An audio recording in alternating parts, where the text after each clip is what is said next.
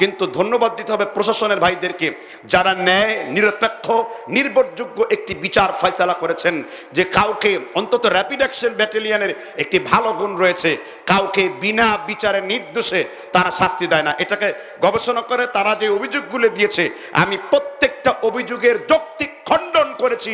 এরপরে আজকে ভোর 4টার সময় আমাকে আমার গার্জিয়ানের কাছে দিয়ে দেওয়া হয় এবং তাদেরকে সেখানে আমি দাওয়াত দিয়েছি এবং তারা আমার আইডিওলজিকে বলেছে এটা চমৎকার আইডিওলজি, এবং তারাও আমাকে বলেছে দিনের কিছু বিষয়ে তারা সাহায্য করবে। আমি যদি সেইখানে না যেতাম তাদের কাছে সহিহ হাদিসের দাওয়াত দেওয়া যেত না, ঠিক না ব্যাটি?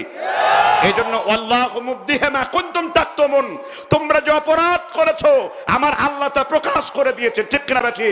লিইয়ুদখিলাহু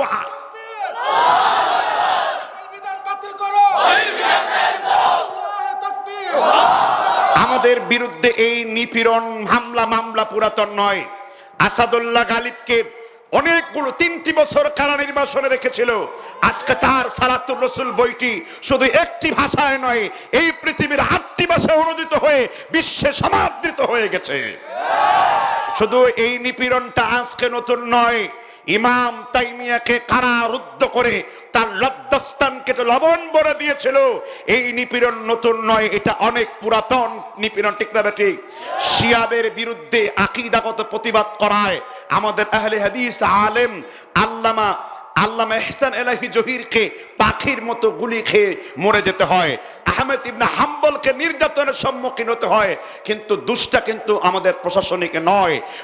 প্রকৃত দোষ হলো আমাদের মতন টুপিদারি এক প্রকারের লোক আছে যারা সহিহ হাদিসের এই দাওয়াতকে সহ্য করতে পারছে না, যাদের মিলাদ বন্ধ হয়েছে, কিয়াম বন্ধ হয়েছে, রুটি বন্ধ হয়েছে, হালুয়া বন্ধ হয়েছে, মাজারের নাচ গান বন্ধ হয়েছে।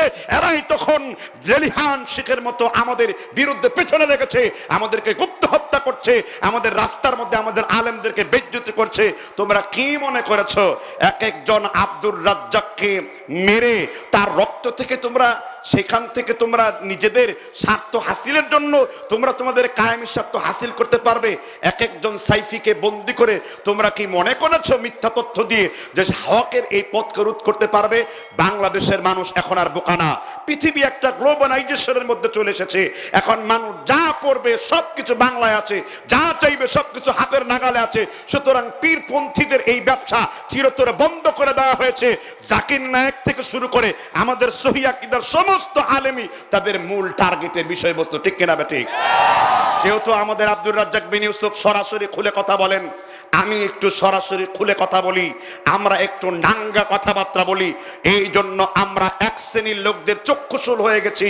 আমাদের কণ্ঠ যদি রুদ্র করা যায়, আমাদের বক্তব্য যদি রুদ্র করা যায়, আমাদের যদি এই অগ্নিস্ফুলিঙ্গ আগুনের শিখা যদি রুদ্র করা যায়, তাহলে তারা মনে করেছে তাওহীদের দরজা চিরজীবনের জন্য বন্ধ হয়ে যাবে। অসম্ভব। লা তাজালু তায়ফাতুম মিন উম্মতি কায়িমুনা আলাল আমরিল্লাহ যাহিরিনা ইলা ইয়াউমিল কিয়ামা। আল্লাহর নবী বলেছেন কিয়ামত পর্যন্ত মুসলমান জাতির জন্য একটি দল থাকবে যারা মানুষকে হকের দিকে আহ্বান করবে। ইমাম হাম্বল বলেছেন এই দলটা হলো আসহাবিল হাদিস ওয়া আইয়ু আহলিল হাদিস, এরা হলো আহলে হাদিস লা ইয়ারিফুনা ইল্লাল হাদিস, তারা হাদিস ছাড়া কোনো কিছুকে পরিলক্ষ্য করে না। এজন্য 2-4 জন সালাফি আলেমদেরকে রোধ করতে গেলে আমাদের এইভাবে, যেমনি ভাবে আমার পাশে এসে এই সমস্ত আলেমরা দাঁড়িয়েছে, তেমনি ভাবে শুধু আমি কেন, যদি আমাদের বিপরীতপন্থী কোনো আলেমের উপরেও এরকম জুলুম নিপীড়ন করা হয়, আমরা তবুও তাদের পাশে এসে দাঁড়াবো। কারণ আমাদেরকে সালাফরা শিখিয়েছে ওয়া তাআওয়ানু আলাল বিররি ওয়াত তাকওয়া, ভালো কাজে একজন আরেকজনকে সাহায্য করো। ওয়ালা তাস্তাউইল হাসানাতু ওয়ালা সাইয়্যা, তোমরা মন্দের উত্তর ভালো দিয়ে দাও। ইদফা বিল্লাতি হিয়া আহসান ফাইযাল্লাযী বাইনাকা ওয়া বাইনাহু আদাওয়াতুন কাআন্নাহু ওয়ালিয়্যুন হামীম, তোমরা যদি মন্দের উত্তর ভালো দিয়ে দিতে পারো, আমি আল্লাহ সুবহানাহু ওয়া তাআলা অবশ্যই আমি আল্লাহ তোমার আর তোমার শত্রুদের মধ্যে বন্ধুত্ব তৈরি করব। এরপর আমাকে প্রশ্ন করা হলো যে আহলে হাদিসরা জঙ্গিবাদ তৈরি করে। আমি বলি বাংলাদেশের জঙ্গিবাদের বিরুদ্ধে প্রথম বই লিখেছেন ডক্টর আসাদুল্লাহ গালিব, যিনি জিহাদ এবং কিতালের প্রকৃত ব্যাখ্যা করেছেন। বাংলাদেশের জঙ্গিবাদের বিরুদ্ধে ডক্টর আব্দুল্লাহ জাহাঙ্গীরের অসাধারণ একটি বই লেখা আছে। বাংলাদেশের জঙ্গিবাদ অর্থাৎ ইসলামে জিহাদ হলো পবিত্র, কিন্তু বিনা বিচারে মানুষকে নির্বিচারে হত্যা করা, তাদেরকে কতল করা, তাদের রক্তকে হালাল করা, এই শিক্ষা, এই জিহাদ আল্লাহর নবী থেকে শুরু করে কিয়ামত পর্যন্ত কেউ দেখায়নি। 2-4টা হোমিওপ্যাথিক ডাক্তার মেরে, 2-4টা হিন্দু মঠ মেরে দিন প্রতিষ্ঠিত করার এই চিন্তা ভাবনা কোরআন হাদিসে নেই। এগুলো সম্পূর্ণ তাদের নিজস্ব ব্যক্তিগত ম্যাথোলজি। সুতরাং এইসব ধোঁয়া যখন আর তুলতে পারছে না, এখন প্রশাসনের কান ভারী করেও লাভ হবে না। আমি যে বিষয় নিয়ে আজকে আলোচনা করব, আমার সেই আলোচ্য বিষয়টা হলো যে একজন মুমিনের কি কি গুণাবলী থাকা উচিত, একজন মুমিন কি কি গুণাবলী অর্জন করবে। মুমিনের গুণাবলী, মুমিনের অনেকগুলো, প্রায় 70টির বেশি গুণাবলী কোরআনুল কারিমে আল্লাহ উল্লেখ করেছেন। এর মধ্যে আল্লাহ সূরা মুমিন নামের একটি স্বতন্ত্র সূরাই আল্লাহ নাজিল করেছেন। আল্লাহ প্রথমে বলেছেন মুমিনের 1 নাম্বার কোয়ালিটি, قد أفلح المؤمنون الذين هم في صلاتهم خاشعون। মুমিনের প্রথম কোয়ালিটি হলো قد أفلح المؤمنون الذين هم في صلاتهم خاشعون। মুমিন সফলকাম মুমিন সেই ব্যক্তি যে ব্যক্তি তার নিজের সালাতগুলোকে খুশুর সাথে আদায় করে। মানে সালাত, রুকু, সেজদা, তাদিলুল আরকান থেকে ধরে প্রত্যেকটা বিষয় যে ব্যক্তি যত্নের সাথে আদায় করে সে হলো প্রকৃত মুমিন। কে ঘোষণা করেছেন? আল্লাহ ঘোষণা করেছেন। তো এই জন্য আল্লাহ তাআলা সূরা বাকারার 238 নম্বর আয়াতে আল্লাহ আলোচনা করেছেন, হাফিযু আলাস সালাওয়াতি ওয়াস সালাতিল উসতা। আল্লাহ বলেন তোমরা 5 ওয়াক্ত নামাজের হেফাজত করো, বিশেষ করে আসরের নামাজের হেফাজত করো। আল্লাহ বললেন ও ঈমানদার, ও মুমিন, আমি আল্লাহ তোমাদের জন্য 5 ওয়াক্ত নামাজের বিধান দিয়েছি, তোমরা 5 ওয়াক্ত নামাজের হেফাজত করো, স্পেশালি আসরের নামাজের হেফাজত করো। আম্মা জান আয়েশা সিদ্দিকা রাদিয়াল্লাহু আনহা বলেন উস্তা শব্দটি যদি কোরআনে না থাকতো, আমি আয়েশা উস্তা শব্দটা পরিত্যাগ করে আমি সেইখানে আসর শব্দটা যোগ করে দিতাম। এই জন্য 5 ওয়াক্ত নামাজ গুরুত্ব আছে না নাই? কিন্তু স্পেশালি আসরের নামাজের গুরুত্ব কম না বেশি? এই ব্যাপারে বুখারী শরীফের 523 নম্বর হাদিস 1 নম্বর খণ্ডে ওয়ান বুরাইদা রাদিয়াল্লাহু আনহু قال قال النبي صلى الله عليه وسلم।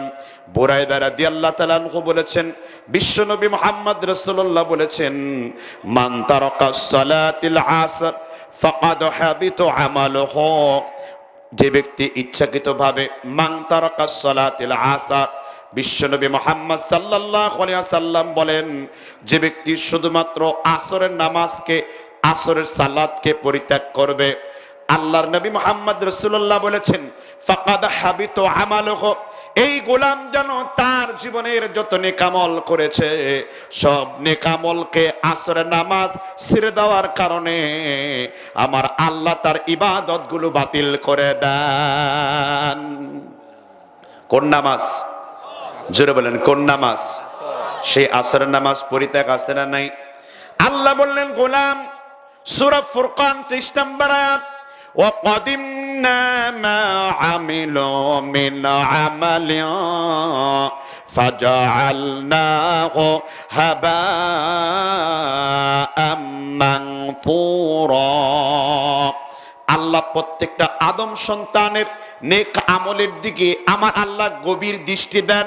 যেই বান্দার আমল নামার ভিতরে বিন্দু পরিমাণ কুফরি কিংবা শিরিক অবশিষ্ট থাকবে, আমার আল্লাহ ওই বান্দার আমল নামাগুলাকে বিক্ষিপ্ত ধুলা বালি কণার মতন আমার আল্লাহ ওই বান্দার আমল নামাগুলাকে ছুঁড়ে দেবেন। এই জন্য কোনো বান্দা যদি 1 ওয়াক্ত নামাজ ছেড়ে দেয় সে মুমিন হতে, মুমিনের 1 নাম্বার কোয়ালিটি হলো কয় ওয়াক্ত নামাজের হেফাজত করা। কথা মনে হয় বুঝেন না। আর আমার আল্লাহ বলেন সামিআনা, তোমরা কোরআন হাদিস শোনো, ও আতানা, তারপরে কোরআন হাদিস তোমরা মানো। আল্লাহ বললেন গোলাম শুনেছো আর কোরআন হাদিসের কথাগুলো মেনেছো, গুফরানাকা রাব্বানা ওয়া ইলাইকাল মাসির। তোমরা কোরআন হাদিসের কথা শুনেছো আর মেনেছো, আমি আল্লাহ তোমাদের পেছনের গুনাহগুলো ক্ষমা করে দিলাম। এজন্য আল্লাহ কয় ওয়াক্ত নামাজের হেফাজত করতে বলেছেন? জোরে আওয়াজ দিয়ে বলেন। আল্লাহর নবী মুহাম্মদ রাসূলুল্লাহ আর স্পষ্ট করে বলেছেন বুখারী শরীফের বর্ণনায় 1 নম্বর খণ্ডের 3 নম্বর পৃষ্ঠার 27 নম্বর হাদিস, আল্লাহর নবী বলেছেন বুনিয়াল ইসলাম আলা খামসিন, ইসলামের মূল খুঁটি হলো, ইসলামের মূল স্তম্ভ হলো আমার আল্লাহর কাছে 5টি। এর মধ্যে 1 নম্বর হলো শাহাদাতে আল্লাহ ইলাহা ইল্লাল্লাহ, এই কথার সাক্ষ্য দেওয়া আল্লাহ ছাড়া কোনো ইলাহ নাই। দ্বিতীয় হলো আল্লাহর নবী মুহাম্মদ রাসূলুল্লাহ বলেছেন কালেমার পরে আল্লাহর কাছে নামাজের স্থান, মানে হলো ইমানের পরে আল্লাহর কাছে নামাজ আছে না নাই? আল্লাহ সূরা বাকারার 3 নম্বর আয়াতের পরে বলেছেন আল্লাযীনা ইউমিনুনা বিল গায়বি ওয়া ইউকিমুনাস সালাতা ওয়া মিম্মা রাযাকনাহুম ইউনফিকুন। আল্লাহ বললেন ও গোলাম, তোমরা আগে ঈমান আনয়ন করো গায়েবের উপরে, তারপরে তোমরা সালাত আদায় করো, আর তোমরা তোমাদের যাকাত থেকে, অর্থ থেকে পরিমিত তোমরা ব্যয় করে দাও, যাকাত দাও, সাদাকা দাও। এজন্য নামাজের বিধান কোরআনুল কারীমে বেশি না কম। আল্লাহর নবী মুহাম্মদ রাসূলুল্লাহ সাল্লাল্লাহু আলাইহি সাল্লামের প্রায় 10,000-এর বেশি সহিহ হাদিস আছে শুধুমাত্র সালাতের ফজিলতের ক্ষেত্রে। কয় হাজার? প্রায় কোরআন হাদিস 24,000 কিতাব মন্থন করে আমরা আল্লাহর নবীর উপরে প্রায় 10,000-এর মতন হাদিসের ভান্ডার শুধুমাত্র সালাতের মধ্যে রয়েছে। সুবহানাল্লাহ বলেন। কোরআনুল কারীমে আল্লাহ রাব্বুল আলামিন নামাজের কথাটা তিনি মোট 92 বার উল্লেখ করেছেন, 84 বার তিনি উল্লেখ করেছেন, আর বাকি 9 বার উল্লেখ করেছেন রুকু সাজদার কথা। এই মোট 92 বার কোরআনুল কারীমে আল্লাহ তাআলা সালাতের কথা বলেছেন। এখন কিছু প্রশ্ন করি, যেই মুমিন সালাত আদায় করে না তাকে মুসলমান বলবেন না কাফির বলবেন? আপনার এলাকায় কি বেনামাজির দাফন হয়? বেনামাজির কি দাফন করেন আপনারা? কেউ বেনামাজির জানাজা পড়েন?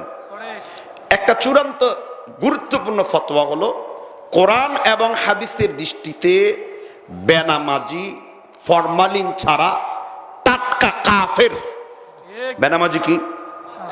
কাফের। বেনামাজি শুধু কাফেরই না, কথাটা আমি বলিনি, বলেছেন কে? আল্লাহ। কোন সূরায়? সূরা রুম কয় নম্বর আয়াত? 34 নম্বর আয়াতে আল্লাহ বলেছেন আকিমিস সালাতা ওয়ালা তাকুনু মিনাল মুশরিকিন। আল্লাহ তাআলা বলেন নামাজ প্রতিষ্ঠিত করো। যদি তোমরা ইচ্ছাকৃতভাবে নামাজ প্রতিষ্ঠিত করা বাদ দিয়া দাও, আমি আল্লাহ তোমাদেরকে নামাজকে ছেড়ে দেওয়ার কারণে আমি আল্লাহ তোমাদেরকে মুশরিকদের দলভুক্ত করে দেব। আমি কোনো পীরের ফতোয়া দিলাম না, আমি কোনো বড় হুজুর বুজুর্গানে দিনের ফতোয়া দিলাম না। আমি আপনার সামনে 30 নম্বর সূরা রোমের 34 নম্বর আয়াতে কারিমা পড়েছি। আমার আল্লাহর ফতোয়া হলো আকিমিস সালাতা ওয়ালা তাকুনু মিনাল মুশরিকিন। তোমরা নামাজকে প্রতিষ্ঠিত করো, না হলে তোমরা মুশরিকদের দলভুক্ত হয়ে যাবে। আল্লাহর কোরআনের কথায় বুঝলাম কেউ যদি ইচ্ছাকৃতভাবে নামাজকে ছেড়ে দেয়, কোরআন হাদিসের পরিভাষায় তাকে আমার আল্লাহ মুশরিক বলে গণ্য করেছেন। কি বলে গণ্য করেছেন? জোরে বলেন, কি বলে গণ্য করেছেন? মুশরিক কাকে বলে? এখানকার 99.99% পুরুষ আর মহিলারা প্রশ্ন করবে, হুজুর মুশরিক কাকে বলে? আমরা তো বুঝলাম না, মুশরিক আবার কাকে বলে? মুশরিক অর্থ হলো যে ব্যক্তি শিরক করে তাকে বলা হয় আরবিতে কি? মুশরিক। যে ব্যক্তি শিরিক করে তাকে আরবিতে কি বলা হয়? মুশরিকরা নাপাক না পাক? আল্লাহ বললেন ইন্নামাল মুশরিকুনা নাজাস। আমি আল্লাহ নিজেই ঘোষণা করেছি যারা কিনা শিরকের সাথে সম্পৃক্ত, আমি আল্লাহ রাব্বুল আলামিন তাদেরকে নাপাক বলে ফতোয়া দিয়েছি। নাপাক বলে ফতোয়া দিয়েছেন কাদেরকে? মুশরিকদেরকে। শুধু তাই না, আরবের রাজধানী মক্কার ভিতরে এবং মদিনার ভিতরে হারামাইন শরীফ আছে না নাই? হারাম শরীফের ভিতরে কোন মুশরিক সেইখানে প্রবেশ করতে পারবে না। আমার আল্লাহ মুশরিকদেরকে হারাম শরীফের ভিতরে প্রবেশ করতে নিষেধ করেছেন, ঠিক না ঠিক? আল্লাহ বললেন মক্কার মুসলমানেরা হারাম শরীফের ভিতরে যদি মুসলমানদেরকে মুশরিকদেরকে প্রবেশ করতে না দেই, মক্কার কাফেররা মনে করলো আমরা তো গরিব হয়ে যাব। আল্লাহ বলেন ইন খিফতুম আইলাতা ফাসাওফা ইউগনিকুমুল্লাহ। ও মক্কার লোকেরা, তোমরা যদি মুশরিকদেরকে হারামে প্রবেশ করতে না দেওয়ার কারণে তোমরা যদি মনে করো আমরা দরিদ্র হয়ে যাব, গরিব হয়ে যাব, আমি আল্লাহ তোমাদেরকে মাটির নিচের তেল ভান্ডার দিয়ে, ধন ভান্ডার দিয়ে আমি আল্লাহ আমার নিজের পক্ষ থেকে আমি আল্লাহ আরবদেরকে ধনী বানায়া দেব। কে ধনী বানাবেন? ইন খিফতুম আইলাতান ফাসাউফা ইউগনিকুমুল্লাহ। তোমরা যদি মনে করো মুশরিকরা মক্কায় না ঢুকলে আমরা দরিদ্র হয়ে যাব, আমি আল্লাহ বললাম আমি আল্লাহ মক্কার লোকদেরকে ধনী বানায়া দেব। সুবহানাল্লাহ। এখন কোন যদি বেনামাজি মৃত্যুবরণ করে তাকে আপনি প্রথমে কি মনে করবেন? তাকে মনে করবেন মুশরিক, বেনামাজি। যে ব্যক্তি নামাজ আদায় করে না, যে ব্যক্তি 4 ওয়াক্ত নামাজ আদায় করে, কয় ওয়াক্ত? জোহরের নামাজ পড়ে, আসরের নামাজ পড়ে, মাগরিবের নামাজ পড়ে, এশার নামাজ পড়ে, তাহলে আপনি বুঝবেন ওই ব্যক্তিও কিন্তু কাফের। ওই ব্যক্তি কি? আর যে ব্যক্তি 1 ওয়াক্ত নামাজ আদায় করে না ওই ব্যক্তিও কাফের। এখন প্রশ্ন করেন হুজুর এই দুই ব্যক্তির মধ্যে আসলে কাফের পার্থক্য কতটুকু বুঝিয়ে বলেন। আল্লাহ রাব্বুল আলামিন 4 ওয়াক্ত নামাজ ফরজ করেছেন না আল্লাহ তাআলা 5 ওয়াক্ত নামাজের ফরজ করেছেন? এখন কোন ব্যক্তি যদি জোহর পড়ে তার আসর হবে না, আসর পড়ে তার মাগরিব হবে না। বুখারী শরীফের 674 নম্বর হাদিস। একবার সাহাবারা জাতুরিকা অভিযানে আসরের নামাজ ফতো করলেন, মসজিদে ঢুকে দেখলেন আল্লাহর নবী মাগরিবের নামাজ পড়ছে। সাহাবারা নিয়ত করে আল্লাহর নবীর পিছনে তারা তাদের আসরের নামাজ পড়লো, কিন্তু আল্লাহর নবী পড়লেন মাগরিবের নামাজ। কারণ আমার আল্লাহ সাফা মারওয়া সাই করার জন্য তিনি দিয়েছেন। আমার আল্লাহ রাব্বুল আলামিন সাফা মারওয়াকে চক্কর দেওয়ার জন্য কয়টা চক্কর লাগাতে বলেছেন? 7টা। কেউ যদি একটা চক্কর ইচ্ছাকৃতভাবে না দেয় কিয়ামত পর্যন্ত তার সাফা মারওয়া চক্কর দেওয়া হবে না। হবে না বলেন? হবে না। এই জন্য আমার আল্লাহ 5 ওয়াক্ত নামাজ ফরজ করেছেন। সুনানে আবু দাউদের হাদিস 23 নম্বর পৃষ্ঠার 847 নম্বর হাদিস। আমার ইসলামের কোন মুসলমান যদি 5 ওয়াক্ত নামাজ মসজিদের ভিতরে আদায় করে, রাসূল বলেছেন ফাশহাদু আলাইহিম বিল ঈমান, তোমরা তার ঈমানের ব্যাপারে আমার আল্লাহর কাছে সাক্ষ্য দিয়া দাও। যে ব্যক্তি 5 ওয়াক্ত নামাজ আদায় করে আল্লাহ বললেন ফাশহাদু আলাইহিম বিল ঈমান, তোমরা তার ঈমানদারের ব্যাপারে তোমরা তার মুসলমানিত্বের সাক্ষ্য দিয়া দাও। যে ব্যক্তি মসজিদে গমন করে 5 ওয়াক্ত নামাজ আদায় করে আমার আল্লাহর নবী বলেছেন এই ব্যক্তি তোমাদের মধ্যে একজন কাঙ্ক্ষিত মানের মুসলমান। ঠিক না? কিন্তু আমার নবী মুহাম্মদ রাসূলুল্লাহকে আল্লাহ নিষেধ করেছেন কোন মুশরিক যদি মৃত্যুবরণ করে তার মৃত্যুতে ইন্নানিল্লাহ পড়া আপনার জন্য হালাল না হারাম। এখন বেনামাজিকে মুশরিক বলে ঘোষণা কে দিয়েছেন? কোন সূরায় বলেছিলাম? সূরা রম 34 নম্বর আয়াত। এবার আমরা বললাম আল্লাহ কোন মুশরিক যদি মরে যায় তার জানাজা তার জন্য দোয়া করতে পারবো কিনা? আল্লাহর ফতোয়া আছে না নাই? সূরা তাওবা কোন সূরা? 9 নম্বর সূরা। কয় নম্বর সূরা? এর 113-14 নম্বর আয়াত। আল্লাহ বললেন মা কানা লিন-নাবিয়্যি ওয়াল্লাযীনা আমানু আন ইস্তাগফিরু লিল-মুশরিকিনা ওয়ালাউ কানু উলি কুরবা। মা কানা লিন-নাবি, নবীদের জন্য জায়েজ নাই। মা কানা লিন-নাবি ওয়াল্লাযীনা আমানু, আর যারা ঈমান এনেছে আল্লাহর উপরে, ঈমান এনেছে নবীর উপরে, ঈমান এনেছে পরকালের উপরে, মুসলমানের জন্য জায়েজ নাই কেউ যদি মুশরিক অবস্থায় মৃত্যুবরণ করে তার জন্য কোনো দোয়া করা।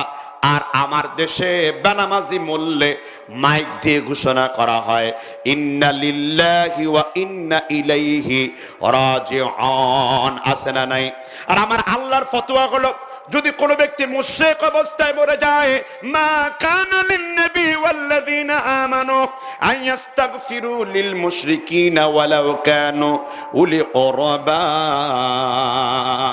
যখন কোনো ব্যক্তি বেনামাজি অবস্থায় মৃত্যুবরণ করে তার মৃত্যুতে ইন্না লিল্লাহ পড়া আরেকটা বড় কবিরা গুনাহ, হারাম করার কাজ।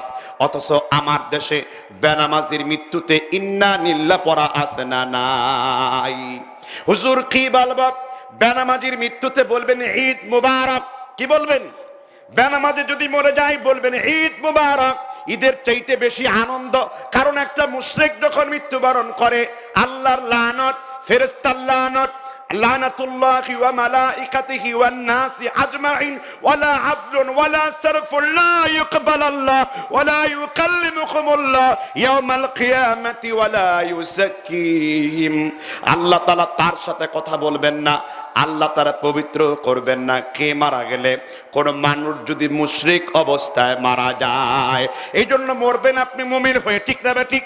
আমার আল্লাহ বলেছেন ওয়ালা তামুতুন্না ইল্লা ওয়া আনতুম মুসলিমুন, ও মুসলমানেরা তোমরা মুসলমান না হয়ে মৃত্যুবরণ তোমরা করো না। এই জন্য মরবেন যখন কি হয়ে মরবেন? জোরে বলেন, কি হয়ে মরবেন? কি হয়ে মরবেন? এই কথা আমার না আল্লাহর। প্রত্যেক দিন কোরআন পড়েন, সূরা ইমরান 102 নম্বর আয়াত, ইয়া আইয়ুহাল্লাযীনা আমানুত্তাকুল্লাহ হাক্কা তুকাতিহি ওয়া লা তামুতুন্না ইল্লা ওয়া আনতুম মুসলিমুন। হে ঈমানদারগণ, তোমরা আল্লাহকে প্রকৃতপক্ষে ভয় করো যেমনি ভাবে প্রকৃতপক্ষে তাকে ভয় করা দরকার, আর তোমরা মুসলমান না হয়ে তোমরা মৃত্যুবরণ করো না। সুতরাং যে ব্যক্তি ওযু নাই, নামাজ নাই, পশ্চিম দিকে হাসান নাই, আমার না তার চরিত্র ফুলের মতন পবিত্র, নামাজ পড়ে না এক ওয়াক্ত, এমন না তার আমার আল্লাহর কাছে দরকার নাই, ঠিক না? অথচ আমার দেশে এই সমস্ত লোকদের জানাজা আছে না নাই? বেনামাজি যদি মরে যায় কোন মুসলমানের তার কবর তো জিয়ারত করা, তার কবরে প্রস্রাব করা পর্যন্ত জায়েজ নাই, কারণ মুমিনদের প্রস্রাবের মূল্য আল্লাহর কাছে আছে না নাই? মুসলমানদের প্রস্রাবে তো নাপাক না, যে কোনো বেনামাজির কবর করতে হবে, বেনামাজির কবরে প্রস্রাব করা আমাদের জন্য হারাম। আর আপনি তো মুসলমান, কথা মনে হয় বুঝেন নেই। আপনি মুসলিম হয়েছেন, আপনার প্রথম কর্মসূচি কোনটা? সূরা হজ আয়াত নাম্বার 41 আল্লাহ বলেছেন আল্লাযীনা ইম্মাক্কান্নাহুম ফিল আরদ, আমি আল্লাহ যখন কাউকে জমিনে রাষ্ট্র ক্ষমতা, হুকুমতের ক্ষমতা দান করি, তাদের প্রথম কর্মসূচি হলো, তার নাম হলো নামাজ। কে হুকুম দিয়েছেন? আল্লাহ হুকুম দিয়েছেন। আর এই নামাজ পরিত্যাগ করাকে অনেক লোক মুসলমান মনে করে। এবার চতুর্থ পয়েন্ট, কেউ যদি নামাজ আদায় করে, আরেকজন মহিলা নামাজ আদায় করে না, বিয়ে দিলেন, কিয়ামত পর্যন্ত কাজী ডেকে যদি 50,000 কোটি বার বিয়ে পড়ান, তার বিয়ে একটা বারের জন্য কবুল হবে না। কারণ মুসলমানের সাথে মুশরিকের কোনো বিয়ে হয় না। কাফের কাফেরকে বিয়ে করবে, মুমিনিন মুমিনাতি, মুসলিমিনা মুসলিমাতি, কানিতিনা কানিতাতি। মুমিন মুমিনকে বিয়ে করবে, মুসলমান মুসলমানকে বিয়ে করবে, কাফের কাফেরকে বিয়ে করবে, তাকওয়াবান তাকওয়াবানকে বিয়ে করবে, জিনাকার জিনাকারিনীকে বিয়ে করবে, খবিস খবিসকে বিয়ে করবে, আর মুত্তাকি আরেকজন মুত্তাকিকে বিয়ে করবে। এজন্য ছেলে বেনামাজি আর মেয়ে নামাজি তাদের বিয়েই তো হবে না। এবার তাদের গর্ভে মিলনের সন্তানগুলাকে কি বলবে? আমি বলিনি, বলেছেন মুহাম্মদ রাসূলুল্লাহ। লা তাকুমুস সাআ, বুখারী শরীফ কিতাবুল ফিতান 2 নম্বর খণ্ড 244 নম্বর পৃষ্ঠা 5000 94 নম্বর হাদিস রাসূল বলেছেন ওয়া আন মুগিরা ইবনে শুবা রাদিয়াল্লাহু আনহু قال قال رسول الله সাল্লাল্লাহু আলাইহি ওয়াসাল্লাম, মুগিরা ইবনে শুবা বলেছেন আল্লাহর নবী মুহাম্মদ রাসূলুল্লাহ সাল্লাল্লাহু আলাইহি ওয়াসাল্লাম তিনি বলেছেন লা তাকুমু সাআ, ওই পর্যন্ত দুনিয়া ধ্বংস হবে না, হাত্তা ওই পর্যন্ত না, ওয়ালাদা জান, যে পর্যন্ত বেশিরভাগ মুমিন মুমিনাতের গর্বে, সে জামানায় মানুষের গর্বে জেনার সন্তান টাটকা হারামজাদা তৈরি না হবে। এই জন্য বেনামাজির মিলিত সন্তান হলো ফরমালিন সারা টাটকা হারামজাদা। যেই বেনামাজিরা সন্তান তৈরি করেছো তোমাদের সন্তান বৈধ নয়, বলেছেন আমার আল্লাহ রাব্বুল আলামিন। ঠিক করে বলেন, আল্লাহ বলেন ওয়ালা তানকিহুল মুশরিকিন, খবরদার তোমরা মুশরিকদের নেকাহ করো না, আর তুমি তোমার মেয়েকে মুশরিকদের কাছে তুলে দাও। এজন্য দায়ী তুমি। যতগুলো হারাম দাদা তৈরি হবে প্রত্যেকটা হারাম দাদার এক একটা পাপ তোমার আমল নামায় চাপানো হবে। তুমি বিয়ের পূর্বে কেন তুমি তোমার স্বামীকে, তুমি তোমার জামাইকে কেন নামাজি হিসেবে পছন্দ করলে না? ওই মেয়েরাও নামাজ রোজা ধার ধারে না, নাম রেখেছে আব্দুর রহমান, কাজে কর্মে রাবাতাসান, নামাজ রোজার ধার ধারে না, পড়ে না কোরআন। ঠিক কিনা বলেন? এজন্য আমাদের কর্তব্য হলো অবশ্যই সন্তান সন্ততিকে কিসের প্রশিক্ষণ দেওয়া? নামাজের। এজন্য নামাজের পরিত্যাগকারীদের, নামাজ যারা আদায় করে না তাদের বিয়ে টিকে থাকে না। এর ফলে তাদের সন্তানগুলো কি হয়? ফরমালিন ছাড়া পাকা খাসা টাটকা হারামজাদা।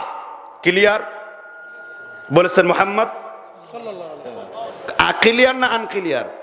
এখন কে কে হারামজাদা এটা আপনারা ঠিক করবেন, আমার কাজ শুধু পৌঁছে দেওয়া। এবার বেনামাজি কাফের এই মর্মে প্রায় 17 খানা দলিল দিয়েছেন ইমাম হাম্বল। ইমাম হাম্বল চ্যালেঞ্জ করেছেন নীল আকাশের নিচে জমিনের উপরে নামাজ পরিত্যাগকারী মুসলিম থাকবে এইরকম একটা দলিল যদি কেউ দেখাইতে পারে আমারে, তাহলে আমি জবান দিলাম আল্লাহর কসম আমি বেনামাজি হয়ে যাব। দেখাইতে পারবেন আপনারা? বেনামাজি মুসলমান দেখাইতে পারবেন আপনারা? তাহলে কাফের কোথায় আছে এই দলিলগুলো আগে জানি, তাই না? প্রথম দলিল সহিহুল মুসলিম, কোন কিতাব? বাব হল মান মাতা আলাল কুফর, কেউ যদি কুফরি করে মারা যায়। 2 নাম্বার জুজ মানে 2 নাম্বার খণ্ড, জিলদে স্থানী, পৃষ্ঠা 231 নাম্বার। নবী মুহাম্মদ রাসূলুল্লাহ সাল্লাল্লাহু আলাইহি সাল্লাম বলেছেন ওয়া আন জাবির রাদিয়াল্লাহু আনহু قال قال رسول الله, মনে হয় আমি কোন পের সাহেবের নাম বলেছি, আমিরুল মুতিদিন পের সাহেব এর নাম বলেছি। নাম বলছি? নাম বলছে আমিরুল মুতিদিন, বলছি আমি আপনার নাম? তাহলে আমি বলেছি মুহাম্মদ। তাহলে দরুদ কোথায়? আপনি কি মনে করেছেন আমি কোন আপনার তাম্বুর আমার কাট মাথায় চুল টুল নাই এমন নেতার নাম নিছি? আমি নাম নিয়েছি এমন এক নেতা যার নাম নিলেও 10টি সওয়াব, একটি অক্ষরে 10টি রহমত। ঠিক না বেঠিক? আর ইবনে ওমর বলেছেন কুল্লু আমালি ইবনে আদম ইউদাআফু আল হাসানাতু 10 আমসালিহা ইলা 700 দিফিন। আল্লাহ আদম সন্তানের নেক আমল 10 গুণ থেকে বাড়াতে বাড়াতে 700 গুণ পর্যন্ত বাড়ায় দেন। এজন্য বলবেন মুহাম্মদ সাল্লাল্লাহু আলাইহি ওয়াসাল্লাম। এই কথা বলার পূর্বে আজকে আরেকটি প্রসঙ্গে কথা বলবো, সেটা শুনবেন না আপনারা? যে কেন আজকে ময়মনসিংহ মুক্তাগাছা, আপনারা জানেন গত 2 দিন পূর্বে আমার একটা মাহফিল ছিল, এবং মাহফিল চলাকালীনের সময় আইন শৃঙ্খলা বাহিনী আমাকে উঠিয়ে নিয়ে যায়। জানেন কিনা এটা? শুনছি। এটা কেন উঠালো? এটার কারণ হলো আমাদের দেশে এক শ্রেণীর কিছু ভণ্ড সিল সাপ্পর মারা পীর আছে, যারা আমাদের আলেমদেরকে টার্গেট করে করে রাস্তার মধ্যে কয়েকদিন আগে আব্দুর রাজ্জাক বিন ইউসুফকে মেরেছে না? সেই গ্রুপের সদস্যরাই যখন হামলা করলে তাদের উপর জুলুম আসবে, তখন তারা প্রশাসনের কান ভারী করে দেওয়ার জন্য তারা সেই সমস্ত জায়গায় মিথ্যা তহমত লাগায়, এরপরে আমাদেরকে উঠিয়ে নিয়ে যায়, জিজ্ঞাসাবাদ করে। এই বিষয় সম্পর্কে আপনাদের বিশ্বাস কি, ধারণা কি? আমরা টপ টু বটম প্রত্যেকটা বিষয়ে খুলে খুলে তাদের কাছে বর্ণনা করি এবং শুকরিয়া আদায় করতে হয়। রাসূল বলেছেন, ইনিশকুরুল্লাহ ওয়া ইয়াশকুরুন নাস, যে ব্যক্তি মানুষের শুকর আদায় করে না সে আল্লাহর শুকর আদায়। সর্বপ্রথম মুখলিস বিন আরশাদ মাদানী লাইভ অনুষ্ঠানে আসে। এরপরে আব্দুর রাজ্জাক বিন ইউসুফের ছেলে আব্দুল্লাহ বিন আব্দুর রাজ্জাক একটা লিখিত পোস্ট দেয় এবং বাংলাদেশের অন্তত কবর পূজারী, খানকা পূজারী, খাত পূজারী এরা ছাড়া যত মুসলমান অন্তত যাদের তাওহীদ ক্লিয়ার আছে প্রত্যেকেই আমার এই 2 দিনে নিখোঁজদের ভিডিওটি প্রত্যেকে শেয়ার করেছে। শেয়ার করে এটা আন্দোলনে পরিণত হয়েছে। এমনও এলাকা থেকে ফোন এসেছে যে তারা বিগত 2 দিন মাগরিবের পর কুনুতে নাজেলা পড়েছে, ফরিদপুরের মুসল্লিরা হাওমাও করে কান্না করেছে। আমি আমার এই সমস্ত দিনী ভাই যারা দিনী ফলোয়ার রয়েছেন, কত লক্ষ লক্ষ মানুষ আমাদের ফলো করে, আমি যদি এই মুসিবতের সম্মুখীন না হতাম আমরা বুঝতাম না। কিন্তু ধন্যবাদ দিতে হবে প্রশাসনের ভাইদেরকে যারা ন্যায় নিরপেক্ষ নির্ভরযোগ্য একটি বিচার ফয়সালা করেছেন, যে কাউকে অন্তত র্যাপিড অ্যাকশন ব্যাটালিয়নের একটি ভালো গুণ রয়েছে, কাউকে বিনা বিচারে নির্দোষে তারা শাস্তি দেয় না। এটাকে গবেষণা করে তারা যে অভিযোগগুলো দিয়েছে আমি প্রত্যেকটা অভিযোগের যৌক্তিক খণ্ডন করেছি।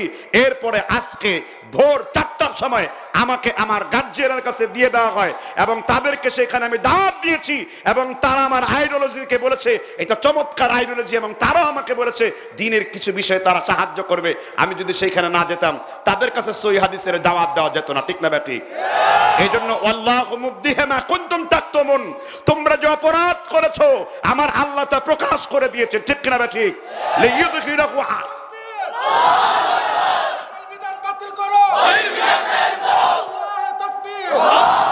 আমাদের বিরুদ্ধে এই নিপীড়ন হামলা মামলা পুরাতন নয়। আসাদুল্লাহ গালিবকে অনেকগুলো 3টি বছর কারা নির্বাসনে রেখেছিল। আজকে তার সালাতুর রাসূল বইটি শুধু একটি ভাষায় নয়, এই পৃথিবীর 8টি ভাষায় অনুদিত হয়ে বিশ্বে সমাদৃত হয়ে গেছে। শুধু এই নিপীড়নটা আজকে নতুন নয়। ইমাম তাইমিয়াকে কারারুদ্ধ করে তার লজ্জাস্থান কেটে লবণ ভরে দিয়েছিল। এই নিপীড়ন নতুন নয়, এটা অনেক পুরাতন নিপীড়ন, ঠিক না ঠিক? শিয়াদের বিরুদ্ধে আকীদাগত প্রতিবাদ করায় আমাদের আহলে হাদিস আলেম আল্লামা ইহসান এলাহি জহিরকে পাখির মতো গুলি খেয়ে মরে যেতে হয়। আহমেদ ইবনে হাম্বলকে নির্যাতনের সম্মুখীন হতে হয়। কিন্তু দুষ্টা কিন্তু আমাদের প্রশাসনিক নয়। প্রকৃত দোষ হলো আমাদের মতন টুপিদারি এক প্রকারের লোক আছে যারা সহিহ হাদিসের এই দাওয়াতকে সহ্য করতে পারছে না, যাদের মিলাদ বন্ধ হয়েছে, কিয়াম বন্ধ হয়েছে, রুটি বন্ধ হয়েছে, হালুয়া বন্ধ হয়েছে, মাজারের নাচ গান বন্ধ হয়েছে। এরাই তখন জেলিহান শিখের মতো আমাদের বিরুদ্ধে পেছনে লেগেছে, আমাদেরকে গুপ্ত হত্যা করছে, আমাদের রাস্তার মধ্যে আমাদের আলেমদেরকে বেইজ্জতি করছে। তোমরা কি মনে করেছো এক একজন আব্দুর রাজ্জাককে মেরে তার রক্ত থেকে সেখান থেকে তোমরা নিজেদের স্বার্থ হাসিলের জন্য তোমাদের কায়েমি স্বার্থ হাসিল করতে পারবে? এক একজন সাইফিকে বন্দি করে তোমরা কি মনে করেছো মিথ্যা তথ্য দিয়ে যে হকের এই পথকে রোধ করতে পারবে? বাংলাদেশের মানুষ এখন আর বোকা না। পৃথিবী একটা গ্লোবালাইজেশনের মধ্যে চলে এসেছে। এখন মানুষ যা পড়বে সবকিছু বাংলায় আছে, যা চাইবে সবকিছু হাতের নাগালে আছে। সুতরাং পীরপন্থীদের এই ব্যবসা চিরতরে বন্ধ করে দেওয়া হয়েছে। জাকির নায়েক থেকে শুরু করে আমাদের সহিহ আকীদার সমস্ত আলেমী তাদের মূল টার্গেটের বিষয়বস্তু, ঠিক কিনা ঠিক? যেহেতু আমাদের আব্দুর রাজ্জাক বিন ইউসুফ সরাসরি খুলে কথা বলেন, আমি একটু সরাসরি খুলে কথা বলি, আমরা একটু নাঙ্গা কথাবার্তা বলি। এই জন্য আমরা এক শ্রেণীর লোকদের চক্ষুশূল হয়ে গেছি। আমাদের কণ্ঠ যদি রুদ্র করা যায়, আমাদের বক্তব্য যদি রুদ্র করা যায়, আমাদের যদি এই অগ্নি স্ফুলিঙ্গ আগুনের শিখা যদি রুদ্র করা যায়, তাহলে তারা মনে করেছে তাওহীদের দরজা চিরজীবনের জন্য বন্ধ হয়ে যাবে। অসম্ভব। লা তাজালু তায়ফাতুম মিন উম্মতি কায়িমুনা আলাল আমরিল্লাহ যাহিরিনা ইলা ইয়াউমিল কিয়ামা। আল্লাহর নবী বলেছেন কিয়ামত পর্যন্ত মুসলমান জাতির জন্য একটি দল থাকবে যারা মানুষকে হকের দিকে আহ্বান করবে। ইমাম হাম্বল বলেছেন এই দলটা হলো আসহাবিল হাদিস ওয়া আইয়ু আহলিল হাদিস, এরা হলো আহলে হাদিস লা ইয়ারিফুনা ইল্লাল হাদিস, তারা হাদিস ছাড়া কোনো কিছুকে পরিলক্ষ্য করে না। এজন্য 2-4 জন সালাফি আলেমদেরকে রোধ করতে গেলে আমাদের এইভাবে যেমনি ভাবে আমার পাশে এসে এই সমস্ত আলেমরা দাঁড়িয়েছে, তেমনি ভাবে শুধু আমি কেন, যদি আমাদের বিপরীতপন্থী কোনো আলেমের উপরেও এরকম জুলুম নিপরণ করা হয়, আমরা তবুও তাদের পাশে এসে দাঁড়াবো। কারণ আমাদেরকে সালাফরা শিখিয়েছে ওয়া তাআওয়ানু আলাল বিররি ওয়াত তাকওয়া, ভালো কাজে একজন আরেকজনকে সাহায্য করো। ওয়ালা তাস্তাউল হাসানাতু ওয়ালা সাইয়্যা, তোমরা মন্দের উত্তর ভালো দিয়ে দাও। ইদফা বিল্লাতি হিয়া আহসান ফাইযাল্লাযী বাইনাকা ওয়া বাইনাহু আদাওয়াতুন কাআন্নাহু ওয়ালিয়্যুন হামীম। তোমরা যদি মন্দের উত্তর ভালো দিয়ে দিতে পারো, আমি আল্লাহ সুবহানাহু ওয়া তাআলা অবশ্যই অবশ্যই আমি আল্লাহ তোমার আর তোমার শত্রুদের মধ্যে বন্ধুত্ব তৈরি করব। এরপর আমাকে প্রশ্ন করা হলো যে আহলে হাদিসরা জঙ্গিবাদ তৈরি করে। আমি বলি, বাংলাদেশের জঙ্গিবাদের বিরুদ্ধে প্রথম বই লিখেছেন ডক্টর আসাদুল্লাহ গালিব, যিনি জিহাদ এবং কেতালের প্রকৃত ব্যাখ্যা করেছেন। বাংলাদেশের জঙ্গিবাদের বিরুদ্ধে ডক্টর আব্দুল্লাহ জাহাঙ্গীরের অসাধারণ একটি বই লেখা আছে। বাংলাদেশের জঙ্গিবাদ অর্থাৎ ইসলামে জিহাদ হলো পবিত্র, কিন্তু বিনা বিচারে মানুষকে নির্বিচারে হত্যা করা, তাদেরকে কতল করা, তাদের রক্তকে হালাল করা, এই শিক্ষা, এই জিহাদ আল্লাহর নবী থেকে শুরু করে কিয়ামত পর্যন্ত কেউ দেখায়নি। দুই চারটা হোমিওপ্যাথিক ডাক্তার মেরে, দুই চারটা হিন্দু মঠ মেরে দিন প্রতিষ্ঠিত করার এই চিন্তা ভাবনা কোরআন হাদিসে নেই। এগুলো সম্পূর্ণ তাদের নিজস্ব ব্যক্তিগত ম্যাথোলজি। সুতরাং এইসব ধোঁয়া যখন আর তুলতে পারছে না, এখন প্রশাসনের কান ভারী করেও লাভ হবে না। প্রশাসনের রন্ধে রন্ধে আমাকে যিনি গেলেন, ওখানে একজন এডিসি এসপি মানে র্যাবের ঊর্ধ্বতন কর্মকর্তা সুজিত, তিনি বলেছেন যে আমার অন্য কোনো বক্তার আলোচনা মজা লাগে না, আমি হিন্দু মানুষ হওয়া সত্ত্বেও আমি আপনার এবং আব্দুর রাজ্জাক বিন ইউসুফের বক্তব্য অনেক পছন্দ করি, আমরা এই বক্তব্যগুলো সেখানে শুনি। সুবহানাল্লাহ। এই তো কোথায় পৌঁছে যাচ্ছে ইসলাম, আপনারা খেয়াল করতে পারছেন কিনা? আজকে কিচ্ছা কাহিনীর আওয়াজ বন্ধ হয়ে গেছে, আজকে ক্যাসেটি বাজারি বক্তাদের বক্তব্য বন্ধ হয়ে গেছে। এখন রাস্তার মোড়ে মোড়ে সব জায়গাতে মানুষ সহিহ হাদিসের পিছনে ছুটছে। সহিহ হাদিসের আলেমদের রুদ্র করার জন্যই আমাকে পরিকল্পিতভাবে বিদাতিরা এই কাজটি করেছে, কিন্তু তারা সফল কাম হইতে পারছে? তারা পারবে কোনোদিন সফল কাম হইতে? আমরা মনে করি টিপু সুলতানের মতো, যে যখন বাঁচবো 1 বছর সিংহের মতো গর্জন দিয়ে বাঁচা বলো 1000 বছর শ্রীগালের মতো গর্জন দেওয়ার চাইতে, ঠিক না? ঠিক।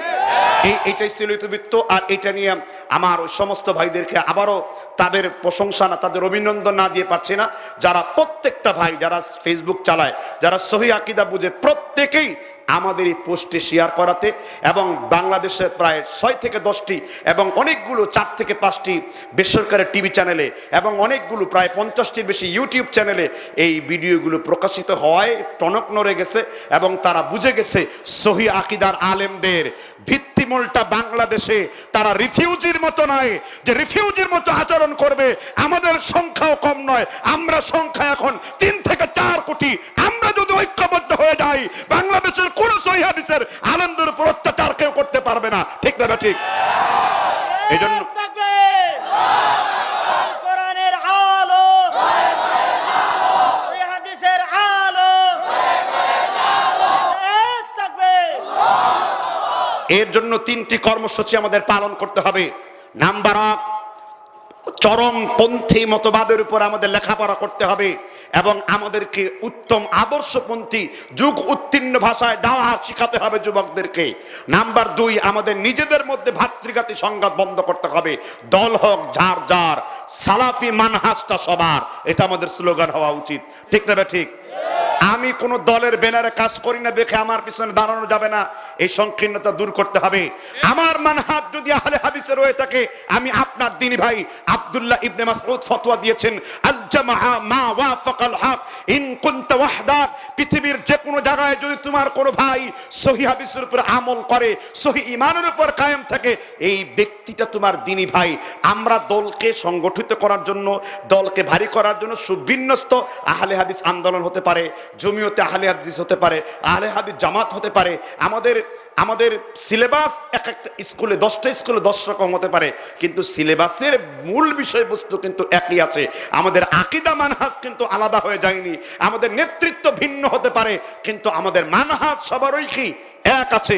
এই জন্য নিজেদের ভাতৃগত দ্বন্দ্ব ভুলে গিয়ে আমরা যখন একজন আরেকজনের উপর আক্রমণ হবে, কথা হবে, আমরা ওই সমস্ত লোকদের মতো যেন সবাই একত্রিত হতে পারি, সেই আশা ব্যক্ত করছি। সকলে বলেন আমিন। এটাকে সুন্দর নয়, জুড়ে বলেন জি। এই কথাটুকু গুরুত্বপূর্ণ ছিল, এই কথাটুকু আমি আপনাদের সামনে বলে দিলাম যে কি কারণে হচ্ছে। এই জন্য আরেকটা মেসেজ হলো, যারা আমাদের সহিহ আকীদা দাওয়াত দেন, অন্তত সেই এলাকাটা সম্পর্কে ধারণা রাখা, এটা কোনো রিমোট এরিয়া কিনা, ভয়ঙ্কর এলাকা কিনা, মানে অন্য কোনো মতবাদ প্রতিষ্ঠিত আছে কিনা, এটা জেনে বুঝে সেখানে দাওয়াত গ্রহণ করতে হবে। তা না হলে কিন্তু এই বিপদগুলো আমাদের উপর আসবে। কথা বুঝতে পারছেন কিনা? হুট করে মোবাইলে ফোন দিল আর আপনি ওয়াজের মাহফিলে চলে গেলেন, এটা একজন সতর্কবান ব্যক্তির কথা নয়। কথা বুঝতে পারছেন কিনা? ইদানিং কিন্তু তারা পরিকল্পনা করে আমাদেরকে মারার চেষ্টা করছে। যেই কাজগুলো একসময় শিয়া খারেজি গোষ্ঠীরা করত, এখন সেইগুলো মাজারের কবর পূজারী খারেজি গোষ্ঠীরা করে। কথা কি বুঝতে পারছেন কিনা? লিঙ্ক কিন্তু ঠিকই আছে, শুধুমাত্র জামানার অবস্থার পরিপ্রেক্ষিতে নাম বদলায় আছে। অতীতের মাজারপন্থীরাও যেমন আমাদেরকে দাবায় রাখার চেষ্টা করেছে, বর্তমানরাও দাবায় রাখার চেষ্টা করেছে। দেখবেন আমাদেরকে যদি সারাদিন কেউ মাজারি বলে, আমরা কেউ খেপি, আমরা করি না, তাই খেপি না। কিন্তু তাদের সামনে যদি মাজারে একটু সমালোচনা করি, আপনার গায়ে আগুন জ্বলুক আর না জ্বলুক, তার গায়ে আগুন জ্বলে যায় নিজেই নিয়ে। কারণ তুমি তো মাজারি, এই জন্য তো মাজার পূজারি বলে তুমি চেতো। আমি তো মাজার পূজারি নই, এই জন্য তো আমি খেপে যাই না। আমি তো তাওহীদ পূজারি, ইমানের কথা বললে আমার ইমান জেগে যায়। আর তুমি তো কবর পূজারি, মাজারের কথা বললে তুমি খালি সিন্নি দেখতে পাও, মাজার দেখতে পাও। ঠিক না ঠিক? আল্লাহ বলেছেন কত্তাবাইয়ানা রুশদু মিনাল গায়য়ি, নির্ণয় করে দিয়েছি ভালো আর মন্দ। নিঃসন্দেহে নির্ণয় হয়ে গেছে হক আর বাতিল। ফাওয়াকাআল হক, আল্লাহ তাআলা বলেছেন যে নিঃসন্দেহে সমগ্র বাতিলের উপরে আমি আল্লাহ দ্বীনে হককে বিজয় করেছি। ওয়ালা তালবিসুল হক বিল বাতিল, তোমরা হককে বাতিল দ্বারা কি করো না, তোমরা ঢেকে রেখো না, গোপন করো না। কারণ সত্য সত্য, মিথ্যা মিথ্যা। যা আল হক ওয়া যাহুকাল বাতিল ইন্নাল বাতিলা কানা যাহুকা, এসেছে সত্য, চলে গেছে মিথ্যা, নিশ্চয়ই মিথ্যা হলো মিথ্যা। সত্যকে কখনো মিথ্যা দ্বারা ঢেকে দেওয়া যায় না, সত্য সত্যই, মিথ্যা মিথ্যা। লানাতুল্লাহি আলাল কাযিবিন, আর মিথ্যুকদের উপর কার গজব? আর এই জন্য এদের গজব পড়ছে, এই জন্য তারা খেপে গেছে। বুঝেন না? চরমনাইয়ের বিরুদ্ধে যখনই আমি একটি প্রতিবাদ করলাম, তখনই আমার উপর এই অবস্থা হয়েছে। বুঝতে পারছেন তো ইশারাটা কোন জায়গা থেকে আসছে? কারা এই কাজগুলো করতে পারে? তবুও আমরা চরমনাই যারা ভাই আছেন তাদের হেদায়েত কামনা করি, তাদেরকে আমরা ভাই মনে করি। তবে তো অনেক বিদাত করে, এটার জন্য তাদেরকে দাওয়াত দেই। কারণ আপনারা আমাদের পাথর মারবেন, আমরা আপনাদের পাথর মানবো না। ঠিক না ঠিক? কারণ আপনারা সেই কাজ করতে পারেন, আপনাদের শিক্ষা এরকম। আপনারা আমাদেরকে মারার জন্য আসবেন, আমরা আমাদের মাথা পেতে দেব। কারণ আমরা আপনাদেরকে এখনো মনে করি সংশোধন হওয়ার অনেক রাস্তা আছে। কিন্তু কুফরি এবং শিরকের জাহাজে চড়ে নিজের ব্যবসাটা ভালো জমজমাট করে 22 মাসের শরীর কোপাইতে তারপরে মানুষকে সেই দিকে দাওয়াত দিয়ে এই সমস্ত কেচ্ছা কাহিনী মানুষ আর নেয় না। এখন আমাদের আলেমদের অকথ্য ভাষায় গালিগালাজ দিচ্ছে। এজন্য সতর্ক থাকুন, এই আকীদাগুলো যেন আমাদের সহিহ হাদিসের অধ্যুষিত এলাকাগুলোতে প্রবেশ না করে। কথা বুঝতে পারছেন কিনা? মহান আল্লাহ আমাদের বুঝবার তৌফিক দান করুন। তাহলে বিষয় ছিলাম মুমিনের 1 নম্বর কোয়ালিটি কি? পরিত্যাগ করা, নামাজ পরিত্যাগ করা। হাদিস বলতেছিলাম মুসলিম শরীফের 231 নম্বর পৃষ্ঠার, জাবের থেকে বর্ণিত, আল্লাহর নবী বলেছেন। কে বলেছেন? কথা শুনতে বিরক্ত লাগতেছে? ওয়াহদুল্লাযীনা বাইনানা ওয়া বাইনাহুমুস সালাম, জাবের রাদিয়াল্লাহু তাআলা আনহু বলেছেন, আল্লাহর নবী মুহাম্মদ রাসূলুল্লাহ সাল্লাল্লাহু আলাইহি ওয়াসাল্লাম তিনি বলেছেন, ওয়াহদুল্লাযীনা বাইনানা ওয়া বাইনাহুমুস সালাহ, আল্লাহর গোলামের সাথে একজন কাফেরের পার্থক্য হলো নামাজ। আল্লাহর গোলামের সাথে একজন কাফেরের পার্থক্য কি? নামাজ। জোরে বলেন, আরো জোরে। হুজুর নামাজ পড়লে কোনো গুনাহ হবে নাকি? আমি বলি নামাজ পড়লে কোনো গুনাহ হবে না, কিন্তু নামাজ পড়লে কোনো রকম সওয়াব হবে না। নামাজ পড়লে গুনাহ নাই, নামাজ পড়লে কি নাই? কিন্তু সালাত বললে শুধু সওয়াব আছে, তার কোনো গুনাহ নাই। কারণ রাসূল বলেছেন, মান করা আল কোরআন হারফান ফালাহু আশরু হাসানাতিন, কেউ যদি কোরআনের একটি অক্ষর পাঠ করে, আমার আল্লাহ একটি অক্ষরের জন্য তার আমলনামায় 10টি করে নেকি তিনি লিখে দেন। এই জন্য আমরা নামাজের পরিবর্তে সালাত বলবো। তাহলে হুজুর নামাজ বলেন কেন? এই জন্য বলি, কারণ অনেক মা বোন এমন আছেন মাইকের আওয়াজ তার কান পর্যন্ত পৌঁছে, অনেক মা বোন সালাত মানে বললে বুঝবে তরকারি খাওয়ার সালাত, ঠিক না ভাই? ঠিক। এই জন্য বুঝাবার জন্য সোয়াব একটু কম নিয়ে আপনাকে বুঝাবার নিয়তে আমি নামাজ শব্দটা ব্যবহার করি। হাদিসে চলে যাই, আমার রাসূল বলেছেন ওয়াহদুল্লাযীনা বাইনানা ওয়া বাইনাকুমুস সালাহ, আল্লাহর সাথে একজন বান্দার সাথে কাফেরের পার্থক্য কি? আল্লাহর নবী তারপরে বলেছেন মান তারাকাস সালাহ মুতাআম্মিদান ফাকাদ কাফারা। আল্লাহর নবী তারপরে ইবারতে ক্লিয়ার করেছেন, কেউ যদি ইচ্ছাকৃতভাবে এক ওয়াক্ত নামাজ ছেড়ে দেয়, কেউ যদি ইচ্ছাকৃতভাবে এক ওয়াক্ত নামাজ ছেড়ে দেয়, নবী বলেছেন ওই ব্যক্তি সরাসরি বড় কাফের হয়ে যায়। হুজুর নামাজ ছেড়ে দেওয়া মানে কি কাজা করা? কাজা আর নামাজ ছেড়ে দেওয়া এক বিষয় নয়। আপনি ভুল ক্রমে কাজা নামাজ পড়তে পারেন নাই, আপনি হঠাৎ করে নামাজ পড়তে পারলেন না, আপনি হঠাৎ করে এক দুই রাকাত এক দুই ওয়াক্ত কাজা হয়ে গেছে, মাফ করবেন কে? রাসূলুল্লাহ বলেছেন উমরি কাজা বলে কোনো ফতোয়া নাই। আমার দেশে নামাজের না বাড়ার কারণে আর একটা ভুল ফতোয়া হলো, দুইটা ফতোয়া। এক হলো 80 হুকবার ফতোয়া, কেউ যদি এক ওয়াক্ত নামাজ একবার কাজা আদায় করে তারা বলে 80 হুব্বা, অর্থাৎ 2,88,00,000 বছর জাহান্নামের আগুনে নাকি জ্বলতে হবে। তওবা করলেও কয় কোটি? কয়শো কোটি? 2,88,00,000 বছর। কয় হুব্বা? 80 হুব্বা। কোন কিতাবে? ফাজাইল আমলে। কোথায় পড়ানো হয়? অধিকাংশ মসজিদে পড়ানো হয়। কোন অধ্যায়ে? ফাজাইল নামাজে। এক বেটা ওয়াজ করতেছে মসজিদে যে এক ওয়াক্ত নামাজ কাজা করলে 80 হুকবা শাস্তি হয়, তওবা করলেও কাজা পড়লেও 80 হুকবা। আমি বললাম হুজুর আমার নবী খন্দকের যুদ্ধে আসরের নামাজ ছেড়ে দিয়েছিলেন, এখন আমার নবীর কয়ের দিন আযাব হবে? আমার নবীরও কি 2,88,00,000 বছর জাহান্নামের আগুনে জ্বলতে হবে নাকি? হুজুরের মাথা গরম হয়ে গেল, চিন্তা করতে পারলেন না কি বলবেন। মাথায় ছিল আমার মিশরি ক্যাপ, ওর আমার মাথার টুপি দেখে ওর শরীরে এমনি আরো লাল, ওর শরীরে আগুন এমনি জ্বলে গেছে।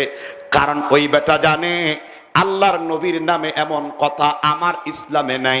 এই জন্য নামাজের কাজা হতে পারে ভুলবশত, কিন্তু নামাজের কোনো উমরি কাজা নাই। আপনি এখানে যারা এসেছেন 50 বছর পড়তে পারেন নাই, কিন্তু আমার বক্তব্য শুনে আজকে থেকে নিয়ত করেছেন আল্লাহ 50 বছর ধরে ভুল করে ফেলেছি, 5 ওয়াক্ত নামাজ আদায় করতে পারি না, এই মুহূর্তে তওবা করছি। রাসূলুল্লাহ বলেছেন আত-তাইবি মিনায যামবি কামাল্লা যামবা লাহু। আদম সন্তানের কোন আদম সন্তান যদি গুনাহ থেকে তওবা করে, আমি আল্লাহ তাকে জন্মভূমির শিশুর মতন পবিত্র বানায়া দেই। মুসলিম শরীফের মধ্যে এসেছে, মুসলিম শরীফের 296 নাম্বার 1 নাম্বার খণ্ডের হাদিস, ইন্নাল্লাহা আযজা ওয়া জাল্লা ইয়াকবালুত তাওবাতা মা লাম ইউগারগির। আদম সন্তানের মৃত্যুর গড়গড়া আসার পূর্ব পর্যন্ত আল্লাহ তাআলা বান্দার আমলনামা গুনাহর বন্ধকের দরজা আল্লাহ চালু রেখে দিয়েছেন। এই জন্য হুজুর স্পষ্ট ব্যাখ্যা হলো আমার নবী বেনামাজিকে কাফের বলে ফতোয়া দিয়েছেন। কাফের বলে ফতোয়া দিয়েছেন কে? আল্লাহর নবী মান তারাকাস সালাহ মুতাআম্মিদান ফাকাদ কাফারা। কেউ যদি ইচ্ছাকৃতভাবে এক ওয়াক্ত নামাজ ছেড়ে দেয়, নবী বলেছেন ওই ব্যক্তি কি হয়ে যায়? রাসূল আরো বলেছেন বাইনাল আবদি ওয়াশ শিরকি ওয়াল কুফরি তারকুস সালাতি ফামান তারাকাহা ফাকাদ কাফারা। আল্লাহর গোলামের সাথে একজন হিন্দু বৌদ্ধের সাথে পার্থক্য হলো নামাজ, আর যে ব্যক্তি নামাজকে ছেড়ে দেয় ওই ব্যক্তি বড় কাফের হয়ে যায় বলেছেন মুহাম্মদ। আর আমার দেশে কি মনে করে? মুসলমান মনে করে। আমার দেশে কি মনে করে? মুসলমান মনে করে। চৌধুরী এলাকার বিচারক মাতবর বেনামাজি হচ্ছে, মোর দোকানে বসে চা খাচ্ছে, এই বেটা একটা টাটকা কাফের। কি কাফের? এটা আমি ফতোয়া দিয়ে দিয়েছে মুহাম্মদ। এবার সাইয়েদনা ওমর ছোট আলেম না বড় আলেম? ওমর কত বড় আলেম? এই আলেমের থার্মোমিটার আছে আপনার কাছে?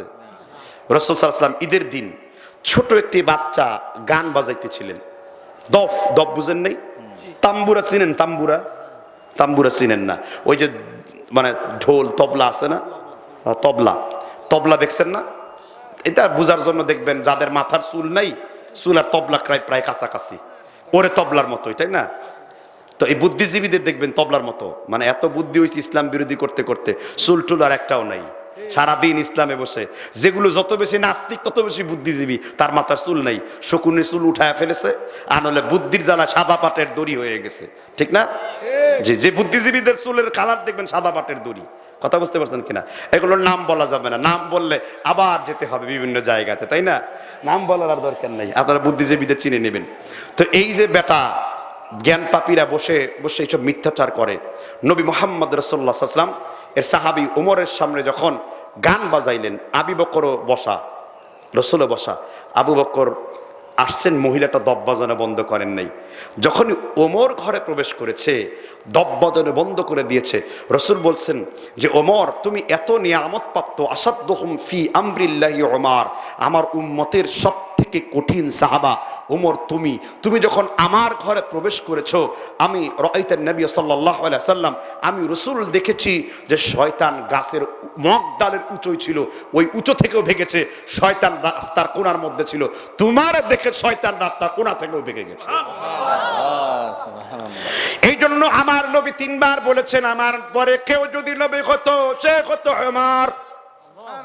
তিরমিজি শরীফের হাসান বর্ণনায় নবী বলেছেন, আমার পরে কেউ যদি নবী হতো সে হতো আমার ওমর। আল্লাহর নবী বলেছেন, আমার 40 জায়গায় তুমি সিদ্ধান্ত দিয়েছো, আমার আল্লাহ আমার পক্ষে কোরআনের আয়াত নাজিল করেন নাই, কিন্তু আমার 40 জায়গায় সিদ্ধান্ত দিয়েছো, আমার আল্লাহ নবীর পক্ষে কোরআনের আয়াত না এসে তোমার সমর্থনে আমার আল্লাহ আকাশ থেকে তোমার সমর্থনে ওহী নাজিল করেছেন। এক জায়গায়, দুই জায়গায় না, কয় জায়গায়?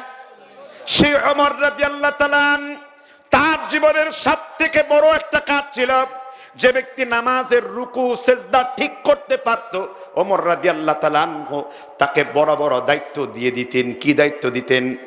যেমন শাহরিয়ারকে যুদ্ধের সেনাপতি বানিয়েছেন, ওমর খুতবারত অবস্থায় ধমক দিয়েছেন, হে শাহরিয়ার, তোমার পাহাড়ের পিছনে শত্রু আছে, তুমি তাকে ভালো করে লক্ষ্য করো।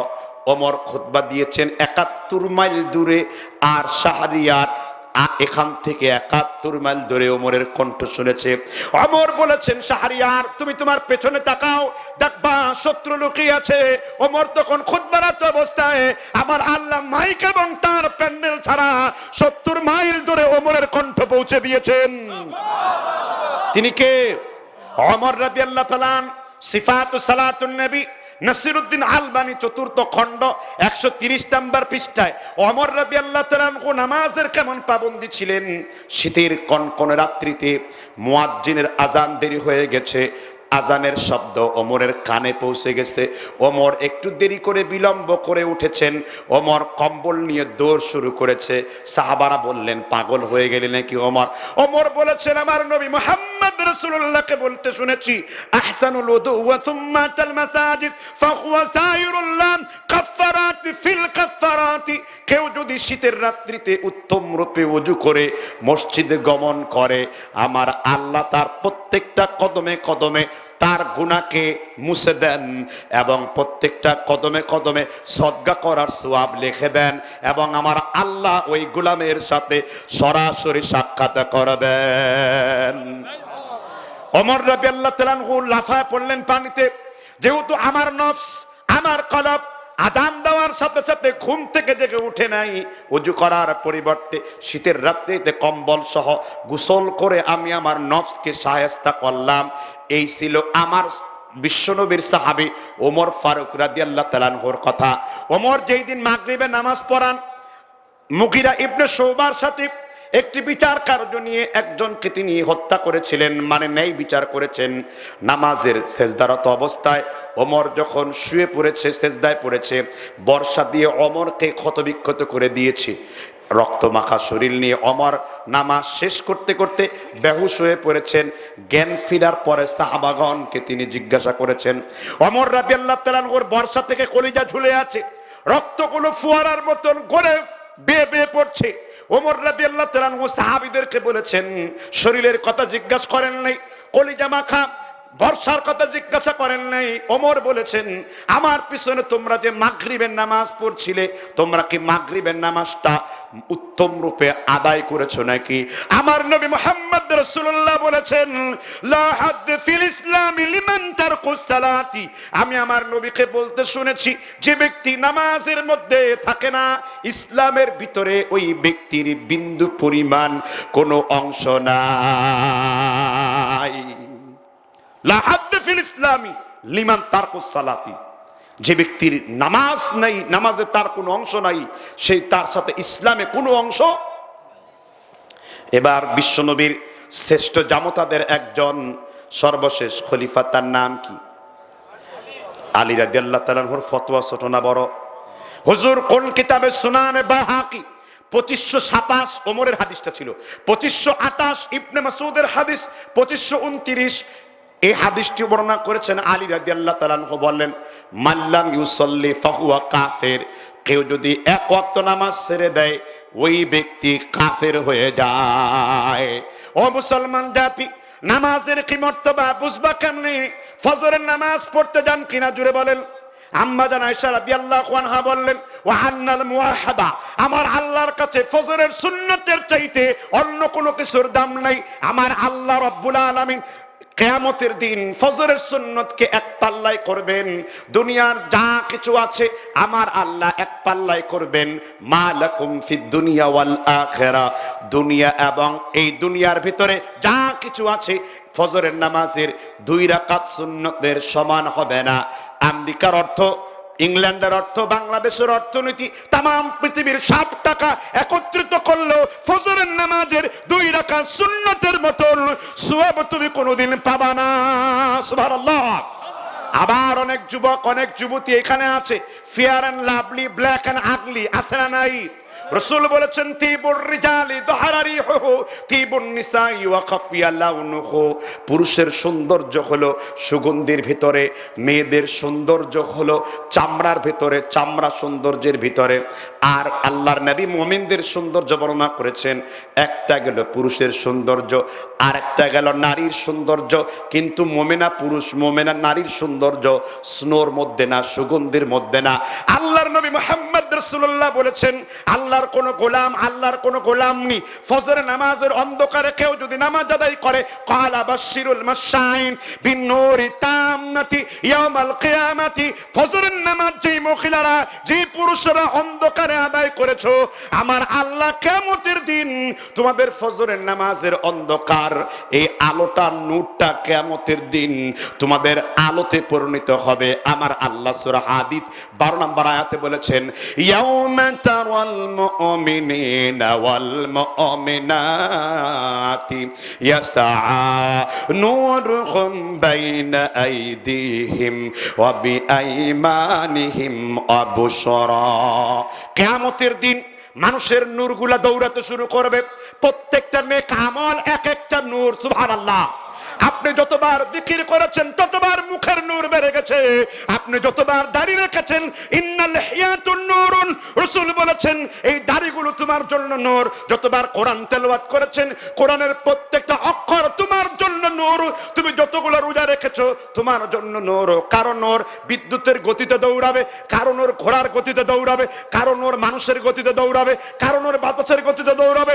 আর যার নূর নাই, ওই ব্যক্তি টুকরা টুকরা হয়ে চুলের চাইতে চিকুন, তরবারির চাইতে ধারালো, পুলসিরাতের মধ্যে কেটে কেটে টুকরা টুকরা হয়ে জাহান্নামের মধ্যে খণ্ড বিখণ্ড হয়ে পড়বে। লা ইয়াযুকুনা ফীহা বারদাও ওয়ালা শারাবা ইন্না জাহান্নামা কানাত মিরসাবা। এই সমস্ত লোকদের জন্য জাহান্নামই হলো গোপন ফাঁদ। এই জন্য আল্লাহর নূরের দরকার আছে না নাই? আমার আল্লাহর কাছে বললাম, আল্লাহ আমরা যদি কোরআন হাদিসের নূর অর্জন করতে পারি, আমাদের জন্য কিছু সংবাদ। আল্লাহ সূরা বাকারার 256 নম্বর আয়াতে বলেছেন, আল্লাহু ওয়ালিয়ুল্লাযীনা আমানু ইউখরিজুহুম মিনাজ যুলুমাতি ইলান নূর। আল্লাহ বললেন, প্রত্যেকটা ঈমানদারের মাওলা, প্রত্যেকটা ঈমানদারের জন্য আমি আল্লাহ তাদেরকে অন্ধকার থেকে আলোর দিকে পথ দেখাবো। তাহলে আমাদেরকে অন্ধকার থেকে নূরের দিকে নিয়ে যাবেন কে? আল্লাহ। এজন্য সেই নূর বৃদ্ধি করতে গেলে কয় ওয়াক্ত নামাজ পড়তে হবে? এখন 5 ওয়াক্ত নামাজ যদি আপনি ছেড়ে দেন, ইসলামের খলিফা তার কি করবে?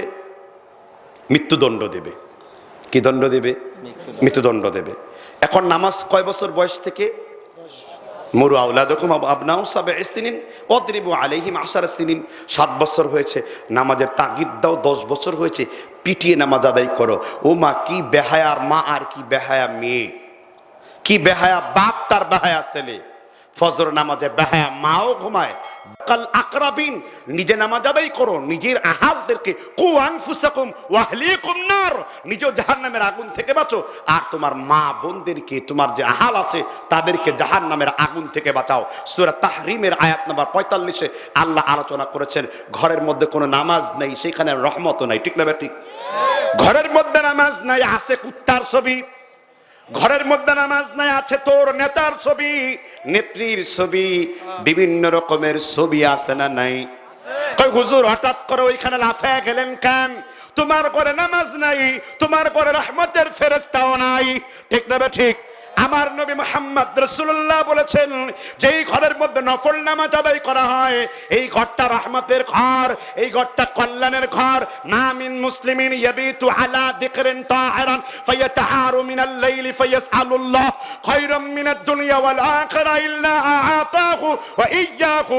নবী মুহাম্মদ রাসূলুল্লাহ বলেছেন, ইবনে মাজাহ 4035 নম্বর হাদিস, যখন আল্লাহর কোন বান্দা, আল্লাহর কোন বান্দি নামাজ পড়ে রাতের বেলায় তাহাজ্জুদ পড়ে কিংবা তাহাজ্জুদের পূর্বে নামাজ পড়ে বিছানায় জিকির করতে করতে ঘুমিয়ে যায়, তার মাথার কাছে একজন ফেরেশতা দাঁড়ায়, পায়ের কাছে একজন ফেরেশতা দাঁড়ায়। তুমি যখন নামাজ পড়ে জিকির করে ঘুমিয়ে গেছো, তুমি যখন ঘুমের ঘরে ডান কাত থেকে বাম কাত হয়েছো, একজন ফেরেশতা বলে মাথার কাছে, আল্লাহুম্মা গফির লাহু ওয়ারহামহু, আল্লাহ তোমার এই গোলাম নামাজে পাবন্দি, তোমার এই গোলাম কোরআন তেলাওয়াতে পাবন্দি, তোমার এই গোলাম পবিত্রতায় পাবন্দি, আল্লাহ তুমি এই গোলামকে ক্ষমা করে দাও, আল্লাহ তুমি এই গোলামকে মাফ করে দাও।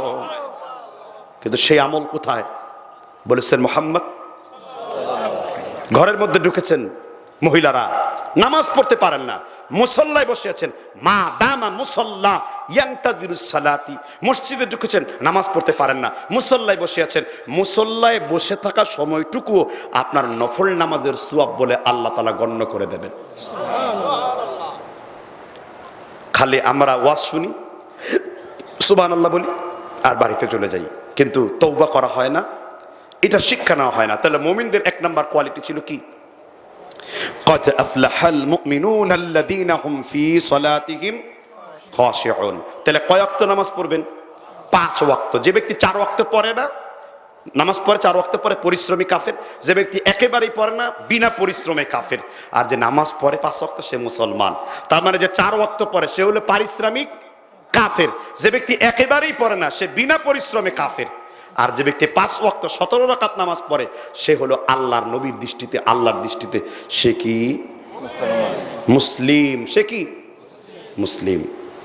আবার আমার দেশে কিছু ঘর কোণে কুয়া ব্যাং আছে। কুয়া ব্যাং বুঝেন তো? আপনাদের দেশে আছে? মসজিদে আজান হয়, কিন্তু এই কুনু ব্যাং ঘরের মধ্যে নামাজ পড়ে, দুপুর দুপুর সেজদা মারে, বানরের মতো এদিক ওদিক চায়, নামাজের মধ্যে এখানে দেখে ওর বাপ কয়তালা বিল্ডিং ওর জন্য বানায় আছে। এরকম মূর্খ আছে না কতগুলো? আর নামাজের আসল আত্মাই ওর ঠিক নাই, আসল ধ্যানই ওর ঠিক নাই। আপনি যখন নামাজে দাঁড়ান, কার সাথে কথা বলেন? মনে থাকে এই কথা? মুসলিম শরীফের, বুখারী শরীফের হাদিস 721 নাম্বার, ইন্না আহাদুকুম ইদা কামা ইলাস সালাহ ফাইন্নাহু ইউনাজি রাব্বাহু। আল্লাহর কোন গোলাম, আল্লাহর কোন বান্দি, বান্দা যখন নামাজে দাঁড়ায়া যায়, সে যেন আল্লাহর সাথে চুপি চুপি মোনাজাতে লিপ্ত হয়ে যায়। কিয়ামতের দিন আল্লাহ তার পা বের করবেন। কার পা? কার পা? পায়ের গুসা বের করবেন। গুসা বলা হয় হাঁটু থেকে টাকনু বরাবর জায়গাটাকে। আল্লাহ বলবেন, আমাকে সেজদা করো। ইয়াউমা ইউখশাফু আন সাকিউ ইউদআউনা ইলাস সুজুদ ফালা ইয়াস্তাতিউন খাশিআতান আবসারুহুম তারহাকুহুম যুল্লাতি। সূরা কালামের 43 নম্বর 42 নম্বর আয়াত। যারা নাকি বেনামাজি, জীবনে পশ্চিম দিকে কোনোদিন আসার খায় নাই। এই তো দেখবেন রমজান এই কুরবানি আসতেছে না সামনে, দেখবেন বেনামাজি কাহাকে বলে? নামাজ নাই, কিন্তু কুরবানি নিয়ে এত লাফালাফি, নামাজ পড়ে না 1 ওয়াক্ত, কুরবানি দেয় 6 ওয়াক্ত। এই জন্য কুরবানির গরুর গলায় দিবেন ফুলের মালা, আর এই সমস্ত বেনামাজি কুরবানির গলায় দিবেন জুতোর মালা, আর বলবেন এই যে জুতোর মালা দিয়ে আসছি, কারণ প্রাণীও তো আল্লাহর গোলাম, ঠিক না বে ঠিক? ওর হায়া লজ্জা আছে, কিন্তু ও যারা বধ করে খাচ্ছে ওর কোনো হায়া লজ্জা নাই। কথা বুঝতে পারছেন কিনা? দাঁড়িয়ে পড়তে পারেন না, বসে পড়বেন, বসে পড়তে পারেন না, শুয়ে পড়বেন, কিন্তু যাইয়া সারাদিন মেয়েদের নাচ দেখেন, সব দেখেন। মসজিদের মধ্যে গেলেই কোমর ধরে গেছে রে বাবা, একবার চেয়ারের মধ্যে যে বসে পড়ছে, চেয়ার নিছে। মসজিদের ইমাম সাহেবের কর্তব্য হলো যেই চেয়ার দেখে টেনে ওর কোমর থেকে চেয়ারটা খুলে ফেলা, বুড়া ধপ্পর করে পাকায় পড়ে যাক, পরে যে দেখো আগে বসতে পারে কিনা। আগে বেটা দাঁড়াইবা, দাঁড়ানোর পরে বসবা, বসবা না হলে শুয়ে যাইবা। তুমি যাই কি সব জায়গায় সুস্থ, চাপাবাজিতে সুস্থ, বাজারে মাছ, রুই, কাতলা, মৃগেল, বুয়াল সব কিছু সুস্থ, মসজিদে ঢুকলে তোমার কোমরের হাড় ভাঙ্গি ফাটা দিয়ে গেছে না? এই শয়তানে তুমি পাইছো কই মিয়া? মসজিদের চেয়ারে বসে নামাজ করার ফতোয়া কোন শয়তান পর্যন্ত এখন পর্যন্ত দেয় নাই। চেয়ারে বসে নামাজ পড়ার, নীল আকাশের নিচে মায়ের যদি 1 ফোঁটাকে দুধ পান করে থাকে, কোন দলিল কোরআন হাদিসের মধ্যে নাই। যেই বেটা এই ফতোয়া দিতে পারবে, দলিল আছে, তাহলে ওর কাছ থেকে আমি বিদ্যা শিখবো। ও কোনো লেখাপড়াই শিখেনি, ঠিক না বে ঠিক? এটা কিয়াস করছে উলামা একরাম। রাসূল লাঠির উপর ভর দিচ্ছেন, তো লাঠির উপর ভর দাও তুমি, এই জন্য চেয়ারে বসছেন। তা আগে দাঁড়াতে হবে, পরে কি? পরে কি? তারপর না পারলে চেয়ারে কোনো মতন ঠেকনা দিলেন, আপনি কি করবেন? এখন তো আপনার বাতিল মালের খাতায়, তাই না? আল্লাহ তাআলা বুঝবার তৌফিক দান করুন। তাহলে এই আবার চেয়ারওয়ালারা বসবে কি প্রথম কাতারে, দ্বিতীয় কাতারে, কাতারবিহীন কাতারে? সে কি ও মা যায় একবারে বসছে। এর বেশিরভাগ দেখবেন একটু মাতবর কিসিমের লোকগুলা হয়, ঠিক না? এইটা বললো ভিন্ন বিষয়, ঠিক না বেশি? আল্লাহ তাআলা বুঝবার তৌফিক দান করুন, আল্লাহ তাদের হেদায়েত দান করুন। তাহলে নামাজের প্রথম গুণাবলীটা আমরা আলোচনা করলাম। এরপর আমরা দ্বিতীয় মুমিনের একটি গুণ নিয়ে আলোচনা করব। রাগ করতেছেন? কয়টা বাজে? তো শেষ সময়, তাহলে সর্ব দেরি করছেন, আপনারা দেরি করছেন। তাহলে আরেকটা কোয়ালিটি বর্ণনা করি, অনেক লম্বা আলোচনাটা করব। والذين هم لفروجهم حافظون। আল্লাহ তাআলা বলেছেন একজন ইমানদারের কোয়ালিটির মধ্যে এটাও কোয়ালিটি যে তার কুত্তাঙ্গের লজ্জা স্থানের হেফাজত করে চলবে। কিসের হেফাজত? জুড়ে বলেন। গুপ্ত স্থান। আমার মা বোনরা লজ্জা স্থানের হেফাজত করবে তো দূরের কথা, যে ছেলেদের সাথে আরামের খোশ গল্পের মধ্যে লিপ্ত হয়ে যায়। এখানে চিঠি লিখেছে নারী পুরুষের মধ্যে পরকিয়া করার ব্যাপারে বলেছে, মহিলারা বেপরদায় বেশি বেশি পরিচিত অপরিচিত পর পুরুষের সাথে কথা বলে। যেই মহিলারা কোন পুরুষের সাথে কথা বলতে হবে আর কোন পুরুষের সাথে পর্দার সাথে কথা বলতে হবে, যে মহিলা এই নিয়ম কানুন জানে না, এই মহিলারে যে বিয়ে করবে ওরে সকালবেলায় ঝাড়ু পিটা আর সন্ধ্যাবেলায় জুতা পিটা, কোন পিটা তারা বাদ দেবে না। কারণ যেই মহিলা তার আল্লাহকে চেনে না, যেই মহিলা তার নবীকে চেনে না, যেই মহিলা ইসলামের বিধান চেনে না, ওই মহিলা আল্লাহওয়ালা মহিলা হতে পারে না, ঠিক না? আর আমার নবী মুহাম্মদ রাসূলুল্লাহ বলেছেন বুখারী শরীফের, মুসলিম শরীফের লুলু ওয়াল মারজানের 283 নম্বর হাদিস, ইদা সাল্লাত মারআতু খামসাহা ওয়া সামাত শাহরাহা ওয়া হাসানাত ফারজাহা ওয়া আতাআত বা'লাহা দাখালাত আইয়ামিন আবওয়াবিল জান্নাতি। আল্লাহর নবী মুহাম্মদ রাসূলুল্লাহ বলেছেন আল্লাহর কোন বান্দা, আল্লাহর কোন বান্দি যখন, বিশেষ করে মহিলা যখন 5 ওয়াক্ত নামাজ আদায় করবে, রমজানের রোজাগুলো আদায় করবে, নিয়মিত লজ্জাস্থানের হেফাজত করবে, আমার আল্লাহ জান্নাতের 8টা দরজা ওই মা ওই বোনের জন্য খুলে দেবেন। যে কোনো দরজা দিয়ে আমার আল্লাহ ওই মা ওই বোনকে প্রবেশ করার সুযোগ করে দেবেন। কয়টা কোয়ালিটি? 4টা কোয়ালিটি। কিন্তু আমার মা আমার বোন লজ্জাশীলতা হয় না। মা বোনদেরকে বলতে চাই, ক্যাটরিনা কাইফের মতো হয়ে কোনো লাভ নাই। রানী মুখার্জি এরকম 40-45 বছরের মতো বুড়ি হয়ে কোনো লাভ নাই। তোমার অনুকরণ, তোমার অনুসরণ করতে হবে আমার নবীর স্ত্রীগণদেরকে। জুড়ে বলেন ঠিক না বে ঠিক? আল্লাহর নবী ছিলেন ঈসা নবী। ঈসা নবীর মাতা ছিলেন এত পবিত্র, এত পবিত্র। ঈসা নবী যখন গর্ভ ধারণ করলেন, লোকেরা ঈসা নবীর গর্ভে আসার কারণে মারিয়ামের উপরে বিভিন্ন রকমের অপবাদ দেওয়া হবে। মারিয়াম কথা বন্ধ করে দিলেন। বানি ইসরাইলীদের নিয়ম ছিল ঠোঁটে আঙ্গুল দিলে লোকেরা বসতো, লোকেরা রোজাদার। এবার মারিয়াম বলল, আল্লাহ আমি জঙ্গলে যে খাবো কি? আল্লাহ বললেন চিন্তার কোনো দরকার নেই। জিব্রাইল বললেন, মারিয়াম তুমি এই গাছকে ঢাকা দাও, আর গাছের মধ্য থেকে এক প্রকার রুটি আর গোশত একসাথে অ্যাড করানো মান্না আর সালোয়া তোমার মুখের মধ্যে পড়ে যাবে। তোমাকে তৈরি করতে হবে না। জঙ্গলের মান্না আর সালোয়ার ভিতরে তোমার রিজিককে আমি আল্লাহ রাব্বুল আলামিন রেখে দিয়েছি। মারিয়াম আলাইহিস সালাম একদিন বড্ড ভুল করলেন। মেয়েরা শিক্ষা নাও। এমন একটা যুবক, এত সুন্দর যুবক তার কক্ষে প্রবেশ করলেন। মারিয়াম কাপড় পরিবর্তন করছেন। মারিয়াম বলছেন, ইন কুনতুম তাকিয়া, ও যুবক তোমার ভিতরে যদি আল্লাহর ভয় থাকে আমার ঘরটা তুমি পরিত্যাগ করো। এবার মারিয়ামকে জিব্রাইল বললেন, ও মারিয়াম আমি যুবকের বেশে এসেছি, আমি হলাম ফেরেশতাদের লিডার।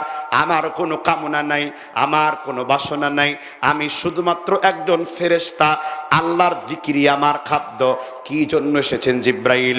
আমি একটা ফুক তোমাকে দেব, আর এই ফুকে তোমার গর্ভে এমন সন্তান হবে যেই সন্তান মৃত মানুষকে জীবিত করবে, যেই সন্তান কোনো কুষ্ঠরোগীকে হাত দিলে কুষ্ঠরোগী ভালো হয়ে যাবে, যেই লোকটা কবরের মধ্যে ঢুকে গেছে কুম্বি দ্রিল্লা বলে কবর থেকে লোকটা জীবিত হয়ে যাবে। যেই সন্তান জন্মগ্রহণ করার পরে সন্তানটাকে কোনোদিন দুই আঙ্গুলে খোঁচা মারবে না। আল্লাহর নবী কোরআনের আয়াতের ব্যাখ্যা, ওয়ামা ইয়াশু আন যিকরি ফাহুয়া লাহু কারিন, সূরাতুল যুখরুফ 36 নম্বর আয়াত। এমন কোন সন্তান নেই জন্মগ্রহণ করলে শয়তান তার দুই আঙ্গুলে খোঁচা না মারে। শয়তান কয় আঙ্গুলে খোঁচা মারে? কয় আঙ্গুলে? দেখেন এখানে বসে শয়তানি বন্ধ করে নাই, আর পেছন থেকে কয় আঙ্গুলে খোঁচাচ্ছে। ইল্লা ঈসা ইবনু মারিয়াম, মারিয়াম আলাইহিস সালামকে শয়তান দুই আঙ্গুলে খোঁচা মারতে পারে নাই। মারিয়ামের পুত্র কাকে? আমার নবীকে পারে নাই। সুবহানাল্লাহ কইবেন না? কেননা এক যুদ্ধে আমার নবীর শয়তান ইসলাম গ্রহণ করেছে। বলছে আপনার শয়তানও কি আপনার ধোঁকা দেয়? একটা সময় দিত, কিন্তু এক যুদ্ধে আমার নবীর যে শয়তান সে ঈমান গ্রহণ করে ফেলেছে। আমরা এমন নবীকে পেয়েছি যেই নবীর শয়তানও মুসলমান। আস্তে কোন সুবহানাল্লাহ। তাহলে মেয়েদের এই যে বদ কোয়ালিটি গুলো আছে, আল্লাহর রাসূল বলেছেন, মা বোনরা শুনেন কি শুনেন না তার আমার দরকার নাই, তবে জাহান্নামে এই মেরাজের রজনী গেল না কয়েকদিন আগে, রাসূল বলেছেন উসরিয়া লাইলাতান, আমি রাতে মেরাজ করলাম, তলাআতু ফিন্নার, জাহান্নামে উকি দিলাম, দেখলাম আকতার আহলি হান্নিসাই, বেশিরভাগ মহিলারা হলো কোথায়? বেশিরভাগ মহিলারা হলো কোথায়? জাহান্নামী। মহিলাদের জান্নাত লাভ করা সোজা, কিন্তু তবুও তারা জাহান্নামী। সব থেকে বড় কারণ হলো তারা বেপরদাগিরি চলে। লেখা হয়েছে এই এলাকার নারী পুরুষরা ভয় করে না, নারী পুরুষ অবাধে মেলামেশা করে। অবাধে মেলামেশা করা একটা ফ্রি মিক্সিং নারী কখনো মুমিনা নারী হতে পারে না। আর আমার রাসূল বলেছেন, এই এলাকার মা বোনদের কানে যদি নবীর হাদিসটা যায়, রাসূল বলেছেন, ইয়া শাবাবা কুরাইশিন ইহফাযু ফুরুজাকুম ওয়ালা তাসনু, হে কুরাইশের যুবতীরা, হে পৃথিবীর মহিলা যুবতীরা, তোমরা যদি দৃষ্টিকে নিম্নগামী করো, লজ্জাস্থানের হেফাজত করো, আর তোমরা যদি তোমাদের লজ্জাস্থানের হেফাজত করো আর দুই ঠোঁটের মাঝখানে জিহ্বা হেফাজত করো, আদমাল্লাহুল জান্নাতি, আমি রাসূল ওই মেয়েকে জান্নাতে নেওয়ার দায়িত্ব নিজের কাঁধের মধ্যে নিয়ে নিয়েছি। বলেন সুবহানাল্লাহ। সেই মহিলা কোথায়? সেই মহিলা নাই। বিয়ে করার জন্য বড় জটিল। বিয়ে কোন মহিলাকে করবেন তার তো ঈমান তাকওয়া কোনো কিছুই ঠিক নাই। বিয়ে করার পূর্বে সর্বপ্রথম হলো তাইবুন আল-আবিদুন সাইহুন রাকিউন রাকিউন সাজিদুন আল-আমিরুন বিল মা'রুফি ওয়ান নাহুন আনিল মুনকার ওয়াল হাফিযুন লিহুদুদিল্লাহি ওয়া বাশশিরিল মুমিনিন। আল্লাহর নবী মুহাম্মদ রাসূলুল্লাহ বলেছেন, আল্লাহ তাআলা কোরআনের ভিতরে বলেছেন, কোন মেয়েদের বিয়ে করবে? তাইবুন, যেই মেয়ে তওবা করবে, আবিদুন, যেই মেয়ের ইবাদত করবে আল্লাহর, রাকিউন, যেই মেয়ে গোপনে রুকু করবে আল্লাহকে, সাজিদুন, যেই মেয়ে গোপনে সিজদা করবে আল্লাহকে, যেই মেয়ে আল্লাহর প্রশংসা করবে, শুকরিয়া জ্ঞাপন করবে। আম্মা জান আয়েশা সিদ্দিকার মতন 3 মাস পর্যন্ত আল্লাহর নবীর ঘরে কোনো খাবার জ্বলে না, তবু আয়েশা সিদ্দিকা বলেন, আল্লাহর নবী আমাদেরকে মুখে একটা হাসি লাগালে আমরা ক্ষুধার যন্ত্রণা ভুলে যেতাম। আল্লাহর নবী আয়েশাকে বলতেন, ইয়া আয়েশা, লুইনা আব্দিদ দিনার, লুইনা আব্দিদ দিরহাম, ধ্বংস হোক দিনারের গোলাম, লুইনা আব্দিল খামিসাতি, ধ্বংস হোক খমিসের গোলাম, ধ্বংস হোক জামার গোলাম, যে যারা কিনা ধ্বংস হোক, যারা দিনারের গোলামি করে, ধ্বংস হোক যারা সুন্দর পোশাকের কায়েল হয়, সুন্দর পোশাকের মুখবর্তী হয়। এই জন্য আমার মা বোনদেরকে অবশ্যই আল্লাহ এবং তার নবীর তরিকায় চলা উচিত। কি জুড়ে বলেন? আল্লাহর নবী বলেছেন মহিলাদের ব্যাপারে, মহিলাগুলো পুরাটাই লজ্জাস্থান। রাসূল বলেছেন আল মারউ আওরাতুন, হাদিস আছে কি মুখস্থ আছে কিনা? আল মারউ আওরাতুন, গোটা মহিলাগুলো একটা লজ্জাস্থান। ফাইদা খরাজা বাইতান, যখন কোনো মহিলা তার গুপ্তাঙ্গ মানে প্রদর্শন করে, তার অর্ধউলঙ্গ চেহারা প্রদর্শন করে ঘর থেকে বের হয়, ইস্তাশরাফাহা শাইতান, তার পেছনে ছুটতে শুরু করে কি? শয়তান। তার পেছনে ছুটতে শুরু করে, তার নাম কি? শয়তান। কথা বুঝতে পারছেন কিনা? রাসূল বলেছেন, যেই মহিলা অর্ধ উলঙ্গ হয়ে পাতলা কাপড় পরে, পাকিস্তানি লোন পরে, 3 পিস পরে, জিন্সের প্যান্ট আটো সাটো, তারপর শর্ট কামিজ পরে, চশমা একটা লাগায়, জুতা একটা লাগাইছে, হিল কয় ইঞ্চি, 9 ইঞ্চি না 22 ইঞ্চি, লিপস্টিক একটা নিচ্ছে, 26 দিব না 36টা দিব, ঠিক করতে পারে না। অনেকগুলো আছে আনারসি, বেনারসি, তেনারসি, অনেক রশি একসাথে রাখছে। যদি রশি জোগাড় করতে না পারে তাহলে ডাইরেক্ট দড়ি রশি দিয়ে কলা গাছে ফাঁসি দিয়ে মরে, আছে না নাই? মহিলারা হলো বেশিরভাগ এইরকম, এই টাইপের। এই জন্য রাসূল বলেছেন, ইন্না কায়দা কুন্না আজিম, নারীরা বড় কূটনীতিকবাজ। তবে মা আয়েশার মতো হলে বলবো না, মা খাদিজার মতো হলে বলবো না। এই জন্য বিয়ে করার আগে সুন্দর লম্বা হাইট বিভিন্ন কিছু ঠিকঠাক না করে আগে দেখবেন, খোঁজ নেবেন মেয়েটা আল্লাহওয়ালা কিনা, মেয়েটা কিওয়ালা কিনা। যেই মহিলার ফেসবুক চেক করে কোনো বয়ফ্রেন্ড পাবেন, বুঝবেন এটা আর বয়ফ্রেন্ড না, এটা আর যৌন ফ্রেন্ড। ঠিক না? ঠিক। বয়ফ্রেন্ড বলতে কোনো কিছু নাই, সব বয়ফ্রেন্ড হলো যৌন ফ্রেন্ড। কথা বুঝতে পারছেন কিনা? কোন মহিলার কোনো বয়ফ্রেন্ড নাই, স্বামী ছাড়া কোন মহিলার কোনো বয়ফ্রেন্ড থাকতে পারে না, তার মুহরিম আত্মীয় ছাড়া, বাকি সব হলো শয়তান। কথা বুঝতে পারছেন কিনা? মহিলারা প্রয়োজনে কোনো পরপুরুষের সাথে কথা বলবে, ওয়াকুলনা কাওলা মারুফা, তবে সেটা অত্যন্ত সাবধানে কথা বলবে, কারণ মহিলাদের কণ্ঠস্বরটাও আল্লাহর কাছে কিসের? পর্দার অন্তর্ভুক্ত। আবার আমাদের দেশে কিছু বেহায়া মৌলবী আছে, ফতোয়া দিয়েছে মহিলারা মুখমণ্ডল খুলতে পারবে, হাতের তালু খুলতে পারবে। আমি ফতোয়া দিয়েছিলাম, যেই মৌলবী বলবে মহিলারা মুখমণ্ডল হাতের তালু খুলতে পারবে, ওই মৌলবীর মুখে জুতা মারাও জায়েজ আছে। ঠিক না? ঠিক। যেহেতু আল্লাহর নবী মুহাম্মদ রাসূলুল্লাহ সাল্লাল্লাহু আলাইহি ওয়াসাল্লাম সুস্পষ্ট করেছেন, পুরা মহিলারা, যেই মৌলবী সতর আর আওরাত বুঝে না, মুখমণ্ডল হাতের তালু খুলতে পারবে ইল্লামা যাহারা মিনহা, এই আয়াতটা হলো নামাজের সাথে খাস। নামাজ পড়তে গেলে মুখমণ্ডল হাতের কবজিটা খুলতে পারবে, এইটারে টেনে এনে পর্দার মধ্যে লাগাইছে। আর আমার আল্লাহ বলেছেন, ওয়া কুল্লি আসওয়াজিকা ওয়া বানাতিকা ওয়া নিসাইল মুমিনিনা ইউদনিনা আলাইহিন্না মিন জালাবিবিহিন্না, সূরা আহজাবের 36 নম্বর আয়াত। আল্লাহর নবীর স্ত্রীও মহিলা, আর আপনার ঘরেও একটা মহিলা, দুই মহিলার পার্থক্য কত? আল্লাহর নবীর স্ত্রী উম্মে সালামা রাদিয়াল্লাহু আনহা, কি নাম বলেছি? দুইজনের মুখস্থ আছে, বাকিরা কি ভুলে গেছেন? উম্মে সালামা রাদিয়াল্লাহু আনহা, কি নাম বলেছি? উম্মে সালামা বলেছেন, সূরা আহজাবের 36 নম্বর আয়াতটি বিকেল বেলায় যখন নাজিল হয়, বিকেল বেলায় যখন আমি মদিনার শহরের অলিতে গলিতে ঘুরলাম, দেখলাম মহিলারা পাতলা কাপড় পরে রাস্তা দিয়ে হেঁটে বেড়ায়। কিন্তু যখন রাতের বেলায় আয়াত নাজিল হয়ে গেল, ওয়া কুল্লি আজওয়াজিকা ওয়া বানাতিকা ওয়া নিসাইল মুমিনিনা ইউদনিনা আলাইহিন্না মিন জালাবিবিহিন্না, একজন মহিলারা এমন কাপড় পরবে চুলের গোড়া থেকে পায়ের পাতা পর্যন্ত ঢেকে রাখবে।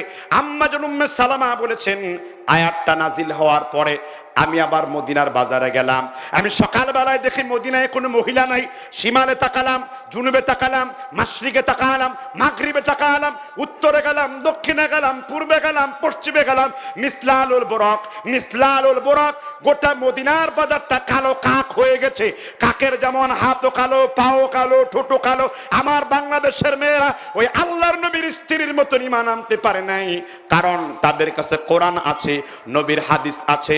আল্লাহর নবীর স্ত্রীদের কলবের মধ্যে ঈমান ছিল, আমার মা বোনদের কলবে বিন্দু পরিমাণ ঈমান নাই।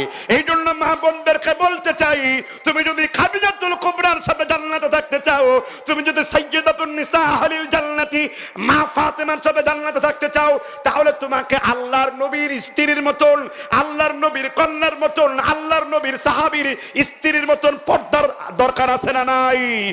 আম্মা জান আয়েশা বলেছেন, আমি রাসূলের সাথে চলেছি, জীবনে কোনোদিন দুইটা চোখ একসাথে খুলে হাঁটতে পারি নাই। একটা চোখ সম্পূর্ণ ঢেকে ফেলেছি, আর একটা চোখ সামান্য খোলা রেখেছি। মাঝে মাঝে রাস্তা দিয়ে গেলে পরে পায়ের কাটা ফুটে যেত, তা আমরা অপসরণ করতাম। আম্মা জান আয়েশা একটা আয়াতকে বড় মহাব্বত করতেন, ওয়াকরনা ফি, গমন করবে মহিলাগণ। এই জন্য যেই মহিলা বিনা কারণে বাজারে যায়, এগুলো দাদ্দালের খাঁটি মুড়ি, ঠিক না বেঠিক? হ্যাঁ, বাজারে যাবে পর পুরুষের সাথে না, মুহরিম পুরুষের সাথে পর্দা করে যত কমে যাওয়া যায় যত কি। কারণ যেগুলো বাজারে ঘুরে ওগুলো বাজারের বউ, যেগুলো মোটর সাইকেলে ঘুরে যে মহিলারা দেখেন না ইদানিং মোটর সাইকেলে, আগে তো এদিকে ফিরা বসতো, এখন আর তা করে না। এখন সামনের জনকে এরকম ঝাপটে ধরে ঘুরে। মানে আগে ছিল ছোট শয়তান, কিন্তু এখন হচ্ছে বুড়া শয়তান। এর কয়দিন পরে এগুলো হুদা উলঙ্গ শয়তান, কাপড় চোপড় সারা স্টাইল করবে। বিভিন্ন চাইনিজ রেস্টুরেন্টে যাই, এখানে এখানে ছেঁড়া, এখানে ছেঁড়া, এখানে ছেঁড়া। আমি কই, তোর যখন এখানে ছেঁড়া, এখানে ছেঁড়া, এখানে ছেঁড়া, এখানে ছেঁড়া, তোর কাপড় পরা দরকার কি? তুই কাপড় ছাড়া হুদা উলঙ্গ হয়ে চাইনিজ ঢুকে যা। তুই উলঙ্গ হওয়া মানে স্মার্ট হওয়া, তাই তো? আর আমার নবী বলেছেন, আল হায়াউ শুয়বাতুম মিনাল ঈমান, লজ্জা হলো ঈমানের অলংকার। লজ্জা যার নাই, ঈমান তার নাই। অনেকগুলো যুবককে দেখেছি বেহায়া, বাউন্ডেল, স্কাউন্ডেলের মতন মেয়েদের পেছনে পেছনে ঘুরে, তাদের প্রেমকে হালাল মনে করে। তুমি যদি মায়ের হালাল পুত্র হয়ে থাকো, ভালো করে ফতোয়া শোনো। মূর্তি পূজা যেমন শিরক, মাজার পূজা যেমন শিরক, নেতা পূজা যেমন শিরক, নায়ক পূজা যেমন শিরক, কোন মেয়েকে ভালোবাসা তার থেকে বড় শিরক। তুমি বিশ্বাস রাখো তুমি নাপাক, তুমি হারাম। আওরাত কো দিল লাগানা, জিন্দেগি বরবাদ হোনা। তোমাদের এই অবৈধ ভালোবাসা। এই জন্য মেয়েরে মোবাইল কিনে না দিয়ে 14, 15, 16 বছরে একটা জামাই কিনে দেন, এটা ভালো হবে। কথা বুঝতে পারছেন কিনা? মেয়েরে মোবাইল কিনে না দিয়ে একটা জামাই কিনে দেন, ভালো হবে। ছেলেকে হাং মোটর সাইকেল আর1 না কিনে দিয়ে একটা সুন্দরী ফুটফুটে বউ তার ঘরে এনে দেন, জেনা বন্ধ হবে। কিন্তু তা তো করবেন না। কয়টা টাকা হয়েছে না, জমি বিক্রি করে ফুর্তি করছে। এই বয়সে 10-15টা গার্লফ্রেন্ড থাকতেই পারে। শেষ হয়ে গেছে,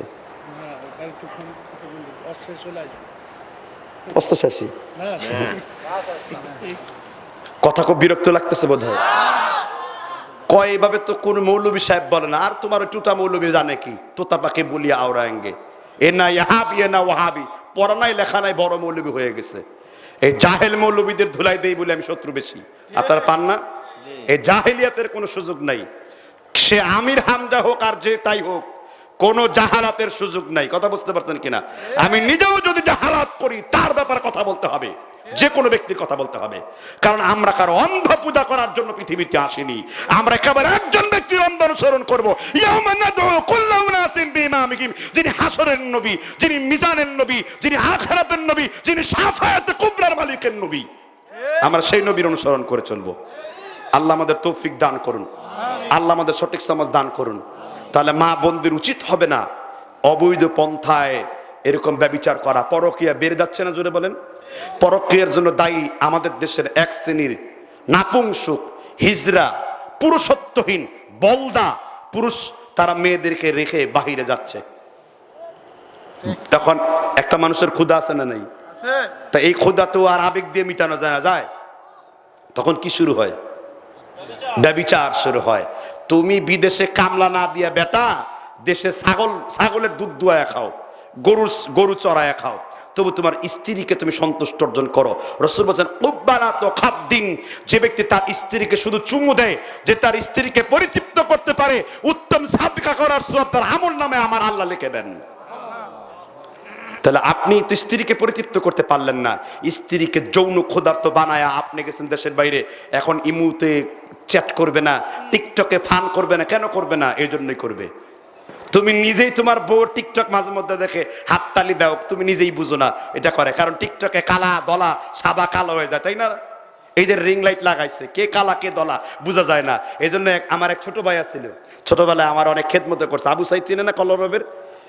আমি তখন চরমনারে মুরিদ ছিলাম, কথা বুঝতে পারছেন কিনা? এই ছেলেটা অনেক খেদমত করতো আমার, যে আমরার দেশে ফেসবুক আছে, আমরা বলদ না, কথা তো ঠিক কি ঠিক না? তো এই জন্য ফেসবুক অ্যাপস এটা যেমন ভালো দিক আছে, এটা তেমন কি খারাপ দিকও আছে। মেয়েদের পোশাক ছোট হতে শুরু করেছে। কেন মেয়েদের পোশাক এত ছোট কেন? তোমার মেয়ে কেন স্টাইলিশ বোরকা পছন্দ করবে? স্কার্ফের এত রংধনু 7 রং লাগার দরকার কি? স্কার্ফটা কালা হলে ভালো হয় না? এর মানে আপনার বউ যখন খাস পর্দা করতে চায় না, আপনার বউ আপনার থুয়ে আরেকজনের সাথে পরক্রিয়া করে। আপনার মেয়ে যখন খাস পর্দা করতে চায় না, তার মানে আপনার মেয়ের অনেকগুলো গার্লফ্রেন্ড বয়ফ্রেন্ড আছে, এই জন্য তার মজা লাগে না। এটা ঠিক না? ঠিক।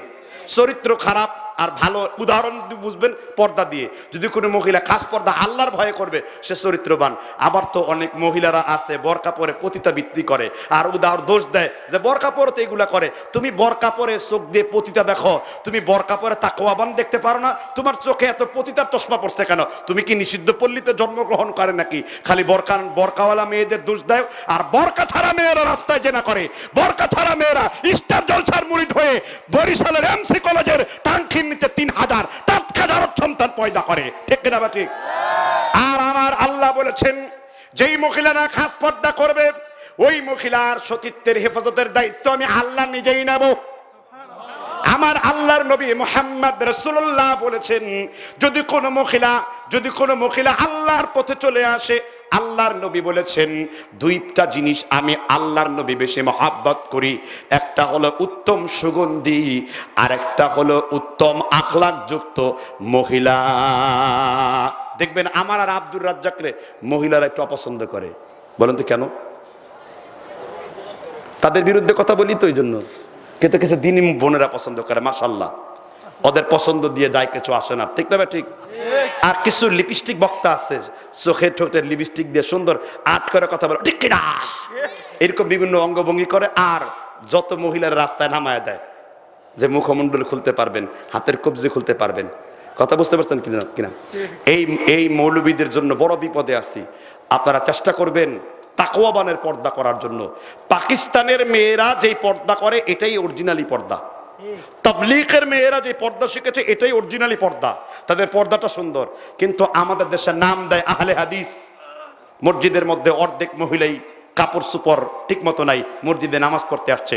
আমি মা বোনদেরকে বলি, যদি ফরজ পর্দা মেনটেন করতে না পারেন, আমি 5 দনাতে বহুবার এই খুতবা দিয়েছি, ওই মহিলার এই মসজিদে আসার কোনো প্রয়োজন নাই। রাসূল বলেছেন লাম তুকবালুস সালাহ ইল্লা বিহাইদিন ইল্লা বিখিমারিন। যেই মহিলা খাস পর্দা, অর্থাৎ সে ভালোভাবে স্ক্র্যাপ ব্যবহার করে না, উপযুক্ত মেয়ে, তার নামাজ আল্লাহ কবুল করেন না।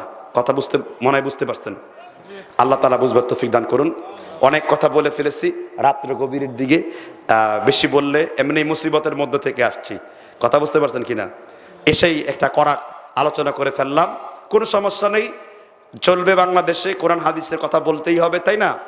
শুধু একটি জিনিসকে আমাদের এড়িয়ে চলতে হবে, সেটা হলো খুব সাবধান, যারা কিনা বিনা বিচারে মানুষের রক্তকে হালাল মনে করে, খারেজি রূপ যাদেরকে মধ্যে ঢুকেছে, তাদের থেকে 200 গজ না 2000 দূরে থাকেন, তাদেরকে দাওয়াত দিয়ে ইসলামের পথে আনেন। আপনাকে বুঝতে হবে আপনার শক্তিমত্তার উপরে। আপনার শক্তি যদি 2 হাত থাকে, 2 হাত নামবেন, 50 হাতের সাথে মোকাবেলা করা চিন্তা করবেন না। আপনি এই জমিনে তাওহীদের দাওয়াত দেন, মানুষকে শিরিক আর কুফর থেকে মানুষকে বাঁচাবার জন্য তাদের কাছে ছুটে যান। আসুন আমরা দ্বীনের সহি তাবলীগ করি, তাবলীগ ইসলামের মধ্যে নিজেকে শামিল করি, মানুষকে শিরিক এবং কুফর থেকে মানুষকে বোঝায়। সেটা আন্দোলনের বর্ডার হোক, সেটা সুববানের বর্ডার হোক, যে কোনো বর্ডার হোক, সেই বর্ডার দিয়ে আপনি তাবলীগের কাজ করেন। মহান আল্লাহ তাআলা আমাদের বুঝবার তৌফিক দান করুন। আজ এই পর্যন্তই, শেষ করে দেব। মসজিদের ব্যাপারে একটা কথা বলে মসজিদের নাম মসজিদ যে নুরালাপুর দক্ষিণপাড়া জামে মসজিদের উন্নতি, মসজিদের তো কালেকশন সারওয়ার ভাই অনেক করেছে, তারপরে কেউ যদি ভালো লেগে থাকে কোরআন হাদিস মোটা অঙ্কের যদি কালেকশন করতে চান এখানে আসতে পারেন। যেহেতু আমি এই ধরনের বক্তব্য করতে রাজিও নই আর করিও না বটে, আপনারা মসজিদ নির্মাণে একজন আরেকজনকে সাহায্য করবেন, খবরদার এগুলো থেকে পিছিয়ে থাকবেন না। আল্লাহ তাআলা আমাদেরকে মসজিদ নির্মাণের কাজে এবং মসজিদ যেন সুন্দরভাবে চলতে পারে কোরআন হাদিস কেন্দ্রিক, সে তো